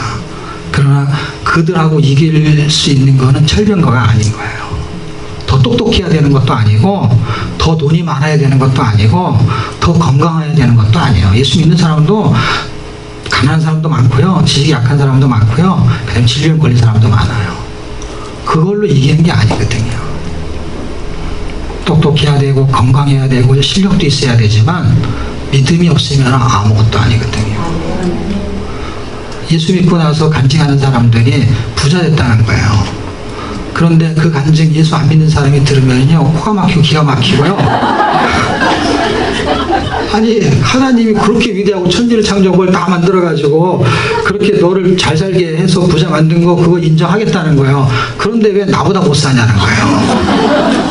부자인데 그 사람이 볼 때는 우리가 볼 때는 부자예요. 근데 그 사람이 볼 때는 그냥 새끼 부자야. 이 사람은 예수도 안 믿는데 부자인데 어마어마한 부자예요. 그런 부자 있잖아요. 예수 안 믿는데 엄청난 부자. 그런데 간증을 그걸 듣고 있으면 그 사람이 코가 막히겠어요? 기가 막히겠어요? 그게 무슨 간증이라고. 우리끼리 좋은 거지. 그걸로 누굴 전도하겠다. 우리끼리 너 예수 믿으면 부자 됐어요. 그 얘기밖에 더 되겠어요? 무슨 전도가 되겠어요, 그게. 왜냐하면 우리가 좋아서 하는데 예수를 믿어야 될 사람은 그게 앞뒤가 안 맞으니까. 그러니까 사실 그거는 그냥 하나님의 은혜였다라는 얘기를 그냥 하는 정도 수준이 받아들이는 것이지, 그게 무슨 전도가 되겠습니까? 그런데 아무것도 없잖아요. 다윗은 그때 왕도 아니었잖아요. 그렇죠? 물론 17장의 사건이니까 16장에서 기름부을 받았으니까 뭔가 왕 직임표는 받았겠죠. 그렇지만 현실적으로 자기는 왕도 아니고 나이도 되게 어리거든요. 왜냐면 그가 말째인데, 첫째, 둘째, 셋째가 지금 군대에 갔잖아요. 그렇죠? 근데 그 당시 나이로 20살이 되면 군대에 가는 거예요. 그렇게 치면은 셋째가 20살인 얘기고 넷째는 20살이 안 됐다는 얘기예요. 그렇죠? 그럼 나이를 계산해 보세요. 16밖에 안 됐어요. 그러니까 우리나라 그냥 이제 한국말로 하는 나이로 하게 되면은 이제 기껏해야 고등학교 1학년 정도밖에 안 된 거예요. 뭐 키도 작고 나이도 어리고 군대 갈 나이가 안 돼서 못 간 거거든요. 네. 그런데 어디서 그런 힘이 나오냐는 거예요. 자존심 죽을 필요가 하나도 없는 게, 지금 우리가 예수를 못 믿는 것 때문에 자존심이 상하는 것이고 비굴해지는 것이고 그 다음에 뭔가 부족한 것이지, 사실은 하나님이 우리의 아버지잖아요. 그렇죠? 우리는 그의 자녀고, 이걸 함부로 하면 부자거든요. 우리는 뭐라 그러냐면 그분하고 우리하고는 부자지간이라 그래. 고사성어로 하면 내자로 하면 그런 마인드로 사는 거예요. 그 사람들이 뭐 메이디 신알 이런 거 입을 때 저는 메이디 르마 이런 거 입었거든요.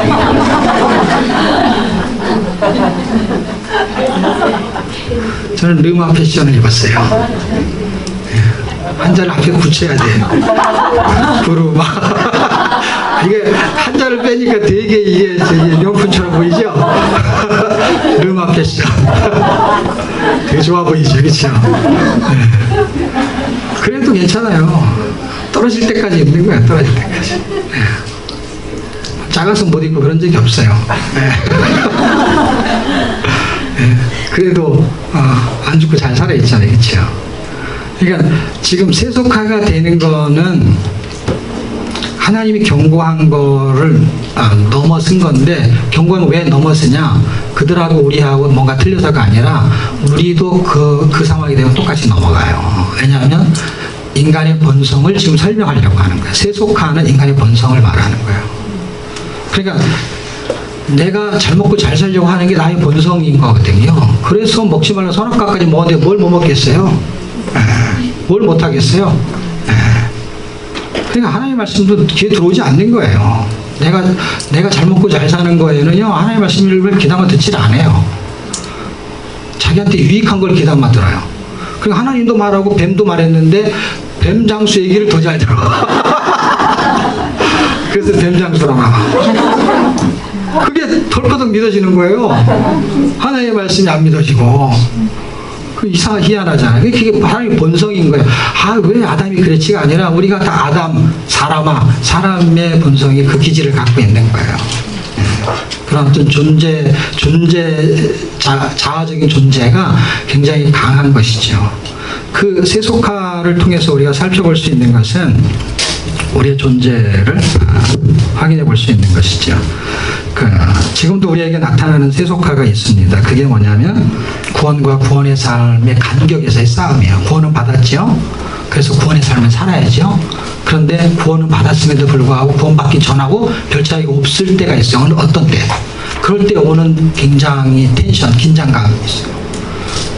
그때 오는 그 어려움이 있어요. 예수를 안 믿었으면 별 상관이 없는데, 예수를 믿고 나가지고 구원을 받은 상태에서 구원의 삶을 살아야 되는 기준을 알았는데 잘 안 살아질 때, 그리고 살고 싶을수록 더 안 살아질 때 오는 괴리감이 굉장히 크단 말이에요. 이거를 성경은 뭐라고 말하냐면 영적인 전쟁이라고 말합니다. 영적인 싸움이에요, 이거는요. 그냥 저절로 되는 게 아니에요. 뭐 하려고 시험을 했겠어요. 지금 사사기를 읽게 되면 땅은 준 상태에서 집어넣고 잘 생각해. 하나님이 희한한 분인 거예요.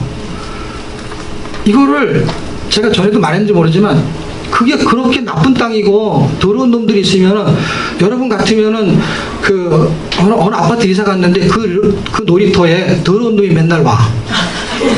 그러면은 엄마가 알았어. 그러면 그거를 설명할 수 있지, 그쵸? 설명하고서 빨리 가라 그래, 글로. 그런 엄마가 있냐고요? 없죠. 근데 여기 하나님은 다 설명하고 가라 그래, 글로. 분위기가. 지금 가라는 거 아니에요, 이쪽으로 지금. 하나님이 언제부터 그랬냐면, 원래 성격이 그런가 봐. 창세기 때 그러시더라고요. 그래가지고, 창세기 때도 이거를 절대 먹으면 안 된대. 절대 먹으면 안 된다고 했으면은 거기다 철조망이라도 쳐놔야지. 어떻게 철조망도 안 쳐놓고 그걸 또 이렇게 설명을 했고, 설명하는 것까지는 괜찮아요. 설명을 해놓고 이거 먹으면 안 돼. 이거 이름이 선악과야. 이름도 붙여놓고. 그랬으면은 그 다음부터는 그림이 잘 안 보이게 하든지, 아니면 땅속에 숨겨놓든지, 아니면은 거기다가 철조망을 치면서 아니면 CCTV를 달아놓든지. 그래서 근처에 오면은 빨리 누가 저기 천사를 보내가지고 저를 가시라고 이렇게 했어야 되는데, 어떻게 그거를 그냥 잘 보이는 데다 놓고 그 근처에 와가지고 뱀장수가 얘기할 때까지 가만히 있냐고. 어떻게 그럴 수가 있나. 그리고 먹고 나니까 그때 비로소 철조망을 치는 거야. 두루 도는 화용검을 두었대. 어쨌든 그래가지고 다시는 거기로 오면 안 되게 만들어가지고. 그래갖고 그럴 줄 알았나, 아담이. 완전 뒤통수를 맞아가지고 그 다음부터는 다시는 쳐다보지 않는 걸 성경을 뭐라 썼냐면, 하나님을 쳐다보기 힘들었다 그래서 낯을 피하 이렇게 써놨잖아요. 어떻게 보면은 쳐다보기 싫었는지도 몰라. 물론 이제 죄로 설명하는 내용인데, 그러니까 아니 우리가 이 땅에 살면은 이렇게 이 세상이 이런 곳인지 하나님 몰랐을까요? 지금 가나안 땅이 어떤 곳인지를 이 사람들 아직 안 들어갔겠죠. 그런데 너희가 앞으로 들어갈 곳은 이런 땅이니, 이 설명이 여기만 되어 있는 게 아니라 에스라만 되어 있는 게 아니라 이 설명을 그 전에 했다는 얘기예요. 근데 왜 제가 이쪽으로 끄집어서 얘기하냐면, 그때 얘기했을 때가 그냥 어림수로 약 1400년 경에 BC. 왜냐하면 광야 시대가 1446년에서 40년 끝나면 1406년이니까. 그럼 그때 이제 들어가면 정복 시대가 되는 거니까 1400년 경이잖아요. 근데 지금 에스라가 이 말을 할 때는 2차 포로에서 귀환한 거기 때문에 458년이 지나야 돼요. 그러면 약 그냥 편하게 생각하면 400년 어림스러워, 그렇죠? 그럼 1400에서 400을 빼면 몇 년이야? 1000년이 지난 얘기를 하는 거야 지금. 예를 들면 우리는 그냥 이렇게 보니까 그냥 막 거기서 거긴 것 같지만, 생각해 1000년이 지난 거를 끄집어내가지고 이야기를 한단 말이에요. 왜냐하면 1000년이 지나도 변하지 않는 거예요, 이 사람들이. 어떻게 안 변해요? 또 여자들을 서로 나눠서 결혼하고 하는 얘기가 에스라서 이거 뒷부분 읽어보세요. 그들이 혼혈이 생기잖아요. 그들 다 이혼시키고 다시 돌려보는 얘기가 써 있거든요. 느헤미야도 써 있고. 1000년이 지나도 똑같다는 거야. 너희들이 왜 잡혀갔다가 여기로 다시 돌아오게 됐는지 아냐? 이 얘기를 하는 거예요, 지금요, 에스라서가. 근데 그때 그렇게 하지 말라 그랬는데 그렇게 해가지고, 그래서 포로로 잡혀갔다가 하나님의 은혜로 이렇게 돌아오게 됐는데, 그게 1000년 전에 그런 일이 벌어진 거야. 라고 말을 하는 거란 말이에요. 1000년이 지나도 똑같고요, 2000년이 지나도 똑같고요. 지금도 똑같은 거예요. 거기에서 똑같은 일이 반복되는데, 하나님은 왜 지금 똑같은 일을 하시는 거예요. 선악과 문제든 그 다음에 가나안 땅에 집어넣는 거든, 이 상황에서 하나님 우리를 예수 믿게 한 다음에 왜 이 땅에 계속 살게 하냐고요. 이 땅에 우리를 구원의 삶을 살게 만드는 하나님의 은혜가 우리한테 임하기를 원하시는 거거든요. 그러니까 우리를 예수 믿게 해가지고 당신 영광 받으시고, 그럼 그분은 첫 번째 영광은 그때 받으시고, 두 번째 영광은 우리를 살게 하면서 받으시겠다는 거예요. 마지막에는 천국에 가면은 죽을 때까지 영광을 받으시겠다는 거야. 그래서 거룩하다 이걸 연습해 가야 돼요. 여기서 잘 하셔야 돼요. 그래 앞줄에 서게 되는 거예요. 그걸 잘해야. 네? 거룩하다 이 찬양하는 걸 열심히 하셔야 돼 이때. 그래서 뽑혀야만이 영원히 그 위치에, 여기서 지금 위치가 결정이 되는 거예요. 지금 괜히 이렇게 얼버무리게 뭐 이렇게 하다가 갑자기 거기 가면 평생 뒷줄에 쳐지게 돼요. 그러니까 하나님이 구원시켜서 구원의 삶을 살게 해서 그 다음에 구원의 완성이 있는 영원히 살게 할 때까지 하나님은 당신이 영광 받으시길 원하시는 거예요. 그래서 영광을 받으려면 어떤 일이 벌어져야 되냐면은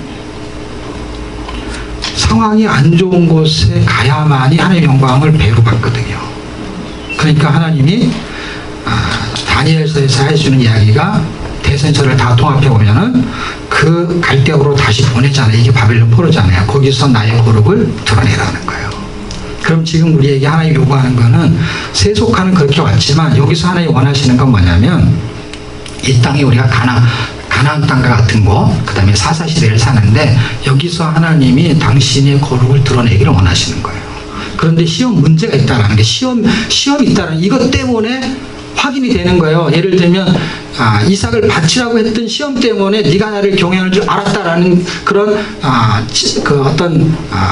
뭐라 그러죠? 시험에 통과한 내용이 생긴 것처럼 뭔가의 어떤 과정이 있어야 열매가 있는데 세상 사는 게 전부 다 시험 문제인 거 알고 봤더니 우리 아이들이 다 검정고시 출신이거든요. 다 검정을 패스를 했는데 이제 검정고시를 보러 갈 때 이제 아이들이 이제 그 수험표를 가지고 가요. 그때 제가 무슨 생각이 드냐면 지금 이 사사시대를 딱 진입하게 되니까 전부 다 이 세상 자체가 시험장이더라고요. 시험장. 근데 수험 번호가 없는 사람은 못 들어가더라고요. 근데 그때 제가 무슨 생각이 드냐면 우리도 수험 번호가 있어야 되잖아요. 우리 수험 번호가 뭐지? 이렇게 생각해보니까 주민등록번호가 다 수험 번호더라고. 태어난 날짜, 시간까지 다 계산, 남녀, 성별 구분 다 해가지고 다 수험 번호를 다 달고 태어난 거야. 죽을 때까지 시험을 보는 거 알고 봤더니요. 세상에 그 고난의 가시와 번영의 올무에서 하나님이 영광 받기를 원하신다는 거예요. 어떻게 여기서 살아내야 되느냐? 그럼 가난하게 살면 됩니까? 그런 얘기가 아니라 하나님의 영광으로 살아달라는 거예요. 가난해도 부자로 살아도 잘 살아도 못 살아도 아파도 안 아파도 하나님의 영광을 드러내라는 거예요.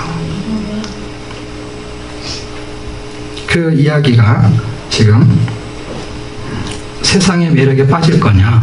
그래서 세상의 매력에 빠지게 되면은 결국 세속화가 되고 말씀의 매력에 빠지면은 복음화가 되는 것이죠. 그래서 여기서 해결할 수 있는 가장 큰 문제는 세상이 매력적인 건 분명합니다. 그런데 거기에 빠질 것이냐 아니면은 예수의 매력에 빠질 것이냐 그 차이점이거든요. 말씀의 매력에 빠질 것이냐. 성경 읽는 게 그렇게 재밌지 않거든요. 근데 성경 읽는 게 재밌어지면 이건 뭔가 달라지거든요. 어디에 매력에 빠지느냐가 굉장히 중요합니다. 여러분, 세상의 시험에 통과하려면 예수의 매력에 빠져야 되는데 우리는 주로 어떤 매력에 빠집니까? 어떤 매력? 성도의 매력은 도대체 그럼 무엇입니까? 고난이죠. 고난을 이기는 게 성도의 매력이죠. 이야, 저 사람 진짜 예수 믿는 사람 정말 멋쟁이다. 그래서 옷을 잘 입는 것도 멋있고 좀 예쁘고 뭔가 매력적인 또 자매 이런 게 있잖아요. 근데 꼭 예수 믿는 사람이 다 꼭 그런 건 아니잖아요. 다 예수 믿는 자매 다 예쁘고 다 예수 믿는 형제들은 다 멋쟁이고 그런 거지 않을 수 있잖아요. 가난할 수도 있고 질병일 수도 있고 꾀죄할 수도 있잖아요. 그런데 그 예수 믿는 사람들이 하나님의 말씀의 매력에 빠지게 되면은 고난 속에서 고난을 이기는 매력이 있다라는 거예요. 고난을 이겨내는 거예요. 자, 사사들 이야기는 크게 두 가지가 있는데요. 사사와 레이의 타락을 동시에 한번 볼게요. 시간을 조절해가면서. 이게 이제 이틀째가 나올 거거든요. 아마 21치에 나오는 이야기죠. 사사의 타락과 레이의 타락이 동일해요. 그래서 같이 설명해도 이해하실 수 있을 거예요. 자, 사사의 타락이든 레위의 타락은 틀리지 않다라는 걸 발견했어요. 우리는 주로 성경 공부할 때 레위는 타락하고 사사들은 뭔가 자꾸 구원의 이야기를 많이 했잖아요. 근데 영원한 사사에 제가 초점을 맞추다 보니까 사사도 결국 뭐예요? 타락을 하는 걸 발견하게 된 거예요. 타락이 초점이 아니에요. 왜냐하면 구원이 초점이에요. 근데 사사는 영원한 구원자가 아니라는 설명을 하기 위해서 그들도 타락한 것들을 기록했던 것 같아요. 성경이. 그래서 그 부분을 살펴보니까 결국에 원인 제공은 사사가 한 건 아니지만 원인 제공 레위가 있어요. 레위는 아주 극심한 타락에 대한 부분이 17장에서 그냥 말할 수 없이 전개가 되고 부분적으로 사사들이 훌륭한 사사들도 있었지만은 사사들도 완전한 사사는 없다라는 설명을 성경은 하려고 했던 것 같아요. 그런데 그 타락은 크게 두 종류로만 나타납니다. 그러니까 두 종류 안에 다 포함이 된다는 뜻이겠죠. 그 두 종류는 어떤 것이냐면 하나는 종교적인 타락이고 하나는 도덕적인 타락인데 그걸 수직과 수평으로 이해하시면 외우지 않아도 돼요. 그러니까 하나님에 대해서는 종교적인 타락이 되는 거고 그리고 이 세상에서 사람들 사이에서의 타락은 도덕적인 타락인데 하나님에 대한 거는 우상이라는 개념이 중심 주제가 되는 거고 사람은 음행이라는 것이 중심 주제가 돼요. 도덕질도 있고 여러 가지가 있지만 중심적인 단어는 그 성적인 범죄가 되는 것이죠. 그 가장 대표적인 범죄 행위가 되는 것이죠. 그것을 그 입다를 통해서 그 다음에 삼손을 통해서 입다 같은 경우는 종교적인 교만이 있었죠. 자기가 전쟁에서 이기고 돌아오면서 그 서원한 것 중에 하나가 뭐냐면 자기 집에서 처음으로 나오는 사람을 번제로 드리겠다는 거예요. 그런 입을 하라고 입을 연 게 아닌데 그 입을 닫아야지 이거를. 그 입다가 자기 문안교도 외따를 바칠 수밖에 없는 상황이 연출하게 됐잖아요. 그 종교적인 교만을 다르게 해석하게 돼서 겸손을 한 걸로 나타나면 다른 사람을 번제로 드리는 게 아니라 자기가 번제로 드려지는 것이죠. 그게 겸손인 것이죠. 예. 그리고 삼손 같은 경우는 사실은 틈이라는 게 굉장히 중요한 키워드가 오거든요. 블레셋의 틈을 얻어가지고 블레셋에서 자기 백성을 구원하려는 게 목적이에요. 그런데 틈을 얻어야 되는데 틈을 줘버린 것이죠. 자 보세요. 지금 산속에 사는 게 아니라 블레셋과 같이 결혼해서 살아요.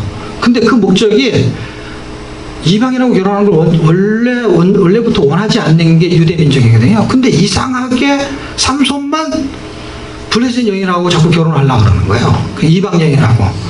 다른 사자들은 그럴 내용들이 주되게 뜨진 않거든요. 근데 왜냐하면 하나님이 계획을 그렇게 하셔서 어떻게 하셨냐면은 세상에 가서 세상에서 구원을 설명하려는 포인트로는 아주 삼손이 되게 좋은 모델 케이스예요. 그러니까 블레셋에서 이렇게 붙어가지고 틈을 얻어가지고 세상을 구원해야 되는데 이게 이렇게 역설적으로 넘어진 이유가 뭐냐면 틈을 줘버렸어요. 이 사람이 틈을 주면서 거기에 홀랑 넘어버린 거야. 지금 하나님이 우리 이 땅에 살게 하는 거는 이 세상에서 틈을 얻어가지고 세상을 구원하려고 이 세상에 우리가 틈새를 보는 건데 우리가 틈을 줄 때가 있거든요. 그때는 바뀌는 거예요. 전세가 틈을 얻으면은 복음화가 되는 거고 틈을 주면은 세속화가 되는 거예요. 그런데 삼손이 틈을 주게 되죠. 왜냐하면 자기가 이걸 구원해야 되는데 자기가 유혹에 빠져버리는 것이죠. 그러니까 지금 틈새시장, 틈새장 이런 얘기를 하는데 지금 이 세상에 하나님이 보내신 거는 전략이 있었던 걸 알게 됐어요. 하나님의 전략. 선악과를 먹을 때도 크게 방비하지 않은 거, 그 다음에 그렇게 좋지 않은 지역에 자꾸 보내면서도 당신의 고록을 드러내려는 거 하는 거에는 네 중심에 내가 너의 주인으로 자리 잡고 있는지, 그 다음에 내 말이 너에게 어떤 왕권을 가지고 있는지를 테스트하는 거더라고요. 그러니까 못하게 하면은 안 한 게 아니라 못한 거잖아요. 근데 이거를 말해놓고 하든 안 하든 자유를 주고서 거기 그 말에 내가 할 수 있는데 안 하는 거는 순종이거든요. 억지로 하는 거는 순종이 아니잖아요. 그러니까 하나님은 억지로 하지 않는 걸 원하시는 걸 알게 됐어요. 그러니까 하나님의 말씀에 순종하는 거, 그렇게 살아내는 거는 욕심이 없어서가 아니라, 사람들이 가끔 제가 무슨 얘기를 하면 목사님 욕심이 없네요. 그래서 그게 아니라 욕심이 그래도 안 되는 거라고. 사람들이 왜 잘 이해를 못해. 욕심을 부려도 안 되니까 욕심이 없는 것처럼 보이는 거예요. 욕심이 없다고 말하면 그건 거짓말인 거예요. 욕심이 있는데 욕심을 안 부리는 게 아니라, 또 하나는 욕심과 하나님의 말씀과 대비했을 때 내가 욕심을 내려놓을 수 있는 은혜가 움직이는 거죠. 예수님도 사실은 그 과정을 거치셨거든요. 인간의 모습으로 오셔가지고 자기 뜻이 있었어요. 그걸 욕심이라고 설명할 수는 없지만 자기 뜻이 있어요. 우리도 우리 뜻이 있어요. 그리고 하나님은 하나님의 뜻이 있어요. 더 높은 뜻에 복종하는 걸 순종이라고 하는 거거든요. 그러니까 더 높은 뜻이 있고 낮은 자의 뜻이 있어요. 그게 배치가 돼요. 그런데 그 배치가 됐을 때 내 뜻대로 마음대로 살게 되면 불순종이 되는 거고, 나도 욕심이 있고 나도 자랑하고 싶고 나도 뭐 더 먹고 싶고 그런 게 있는데, 그게 없는 게 아니라 있는데 그 하나님이 원하시는 게 그게 아니라고 했을 때 그거를 내려놓을 때 그게 순종이라는 것이죠. 근데 예수님이 자기 뜻도 있지만 하나님의 뜻이 있다면, 그리고 하나님의 뜻이 더 귀하다면 내 뜻대로 마시고 아버지의 뜻대로. 순종은 사실은 아무런 욕심이 없는 게 아니고요, 아무런 욕망이 없는 게 아니라 하나님의 은혜가 그걸 덮어버리는 것이죠. 그걸 순종이라고 해야 옳은 것이죠.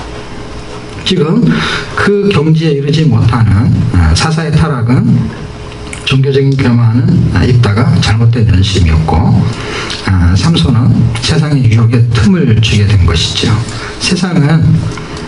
세상을 구원할 성도가 세상에 사는 게 당연한 거잖아요. 아프리카에 가서 전도할 사람이 미국에 가서 살면 안 되잖아요. 되는 방법이 하나 있긴 있지만, 남부 쪽에 살면은 아프리카 사람들이 이사 와가지고 사는 사람들이 있긴 하지만, 내가 선교지를 원하는 곳은 그 선교지의 사람을 구원하려면 그 선교지에 가는 것처럼 이 전체가 세상이거든요. 선교지가, 그 선교지가 가장 깊숙한 선교지가 세상이거든요. 세상. 내가 사는 지금 이 지역이 가장 깊숙한 곳이거든요.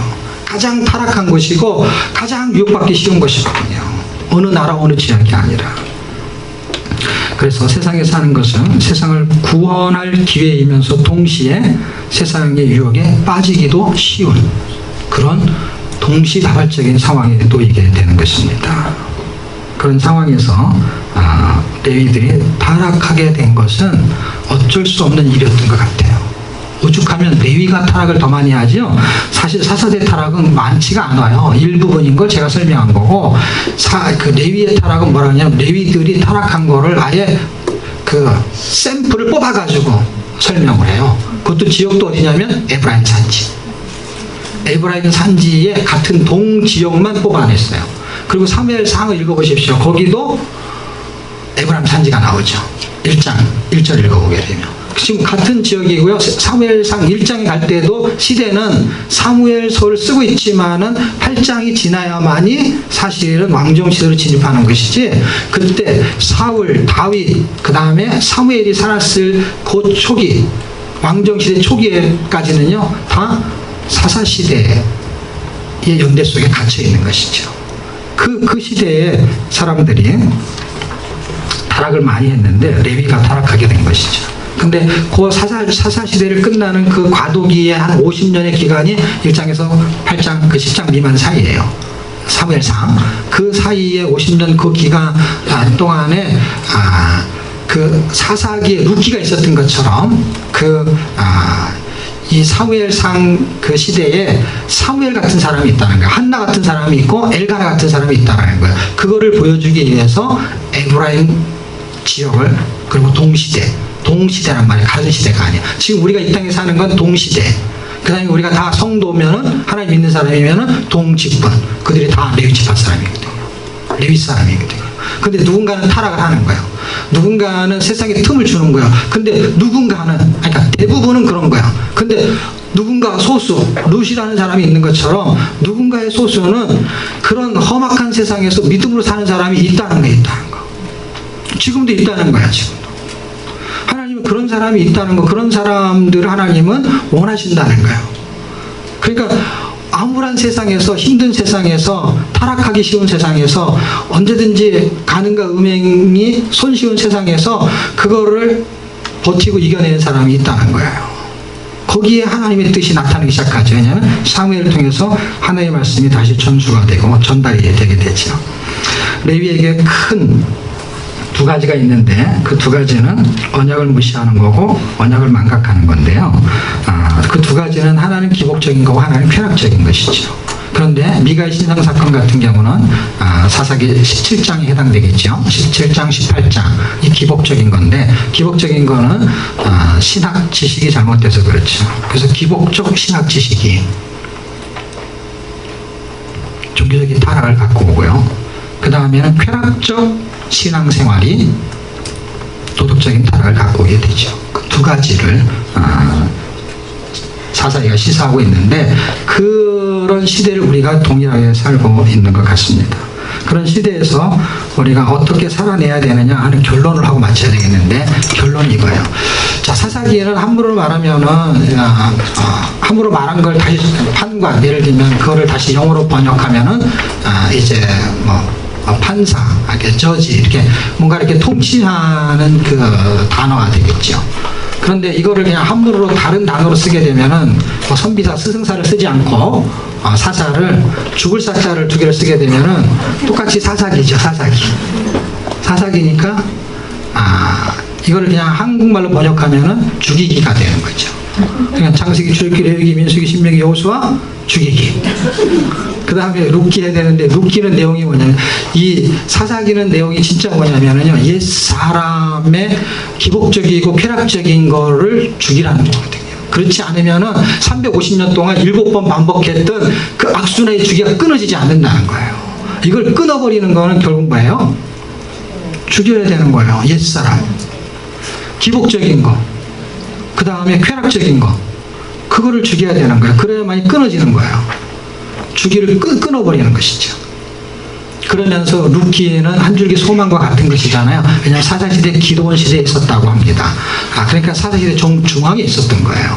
정중앙에 있었던 사건을 하나 끄집어내가지고 룻기를 만들었습니다. 우리는 보통 다윗의 연결고리라고 말하는데 그런 내용이 있지만, 실제 이 내용은 그 내용 이상의 내용이 들어있습니다. 그거는 인생 비유기입니다. 인생 비유기. 어떻게 이방인이 하나님의 자녀가 되느냐가 더 중요한 거예요.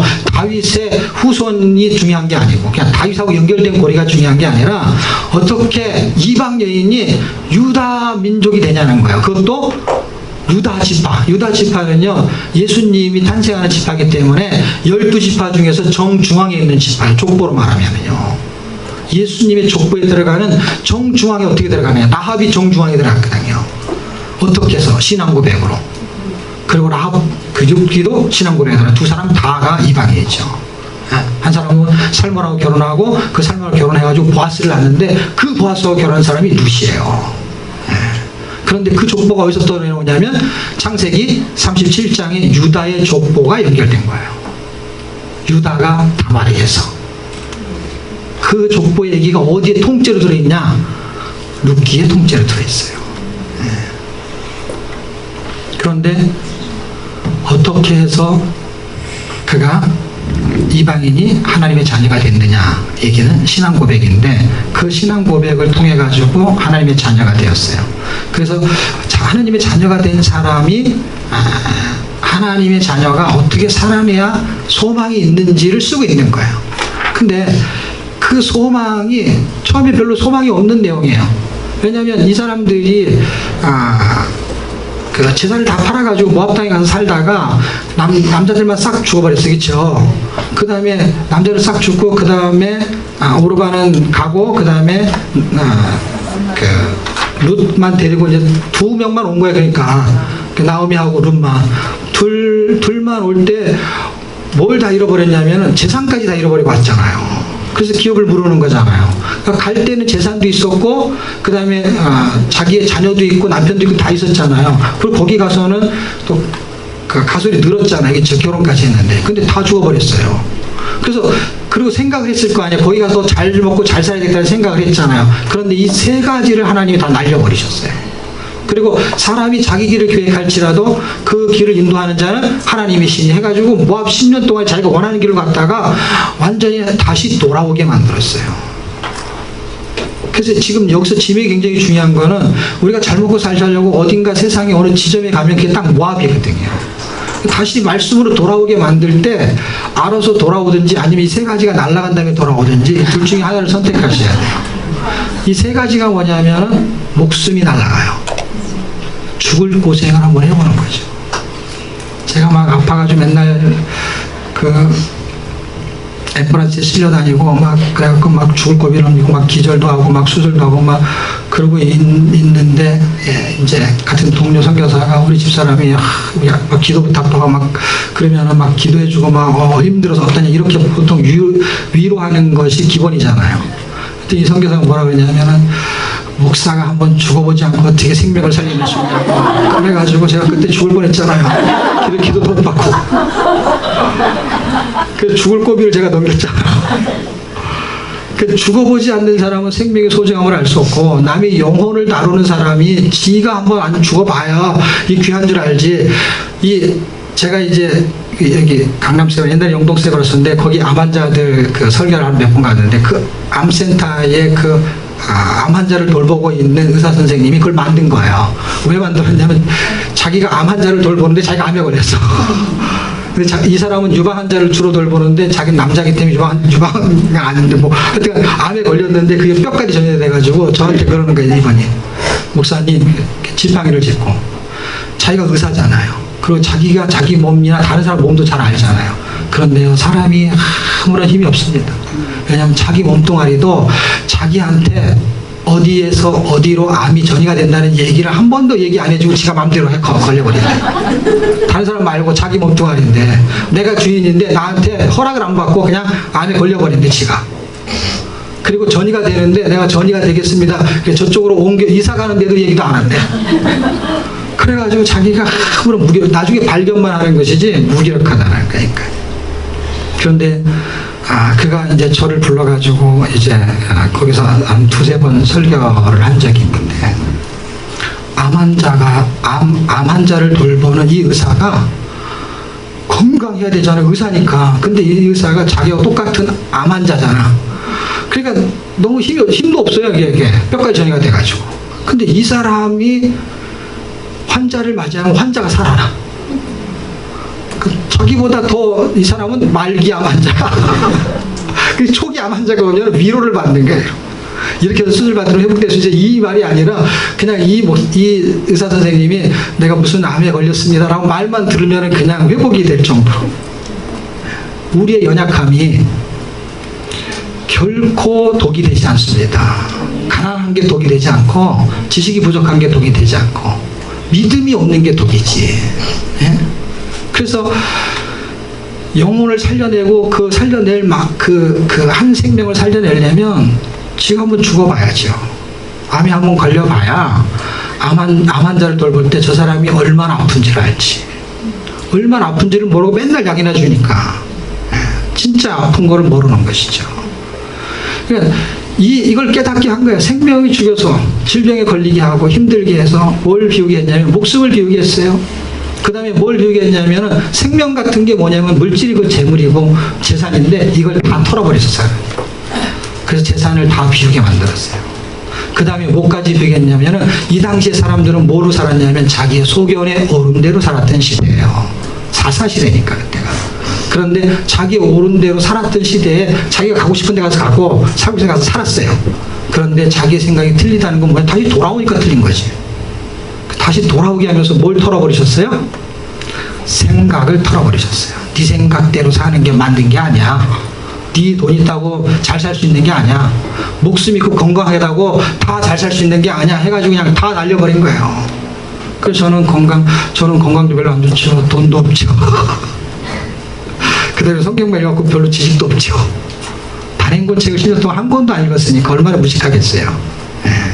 지금 아까 제가 4권 읽었다는 거는 그 책 쓰려고 처음으로 단행본을 읽은 거예요. 10년이 넘어서. 성경 읽고 나서 단행본 책을 처음으로 읽었어요. 성경 외에 책을 읽어본 적이 없어요. 그래도 제가 이 설교를 하잖아요, 설교를. 어디서 뭘 막 베끼고 그런 적이 별로 없거든요. 글을 쓰고 데이터를 제시하려고 하니까 사실은 제가 그렇게 연구할 수는 없으니까 남의 연구 자료를 이미 책으로 나와 있는 걸 발췌하는 것이죠. 하나님이 이걸 비우게 하세요.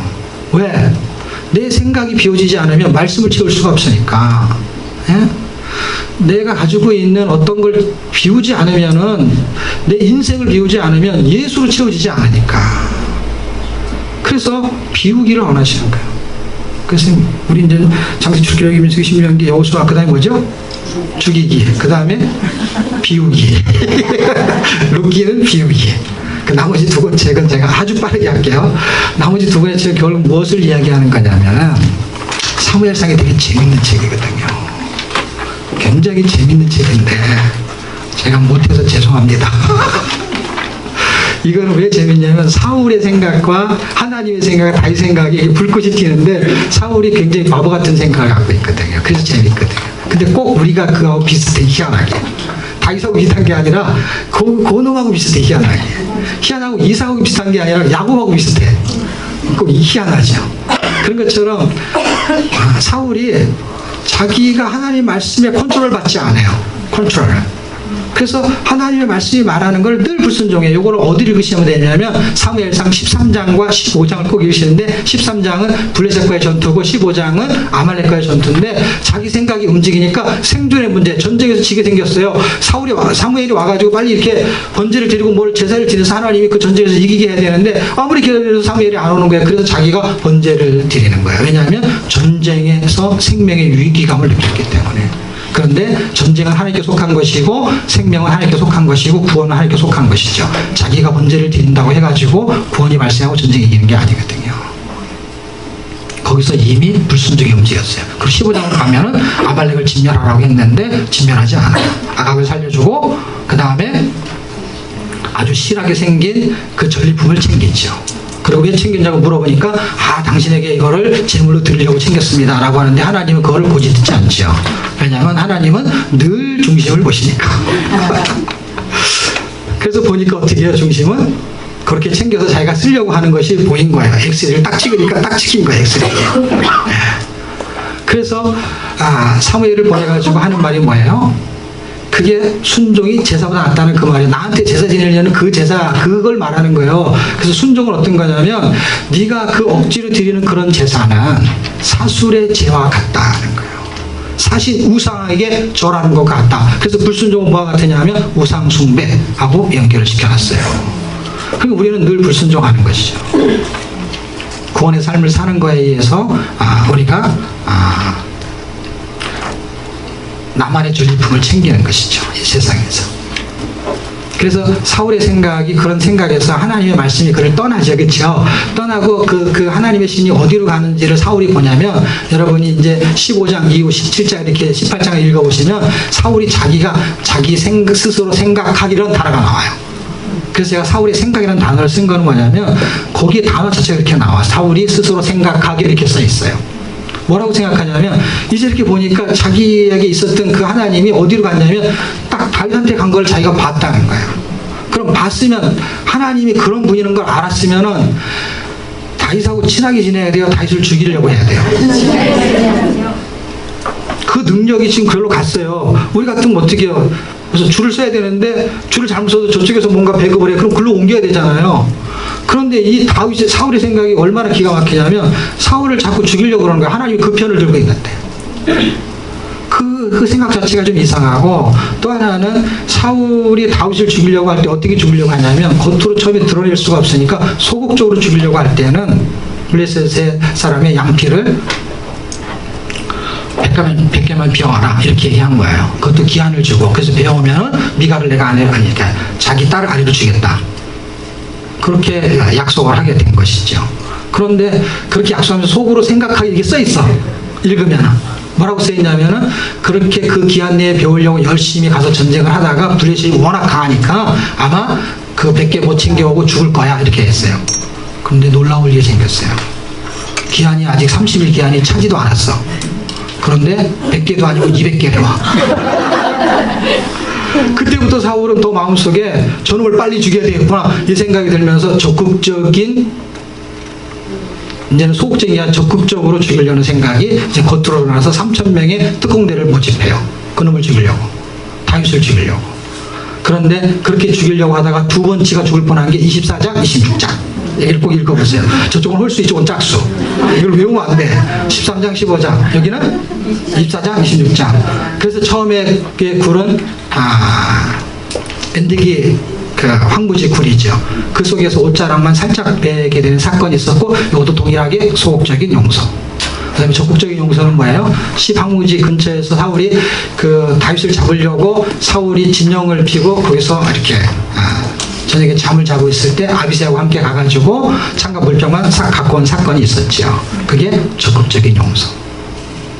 그래서 2번이나 용서하게 된 것이 다윗이 생각할 때와 하나님 생각한 거, 사울의 생각, 그 다음에 아비새의 생각이 하나 더 있죠.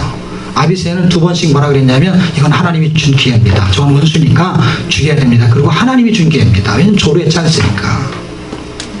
그래서 아비새는 자기 생각을 말하고 다윗은 뭐라 그래요? 하나님의 기름 부은 자를 죽이는 걸 하나님이 금하셨기 때문에 자기는 죽일 수가 없다는 거예요.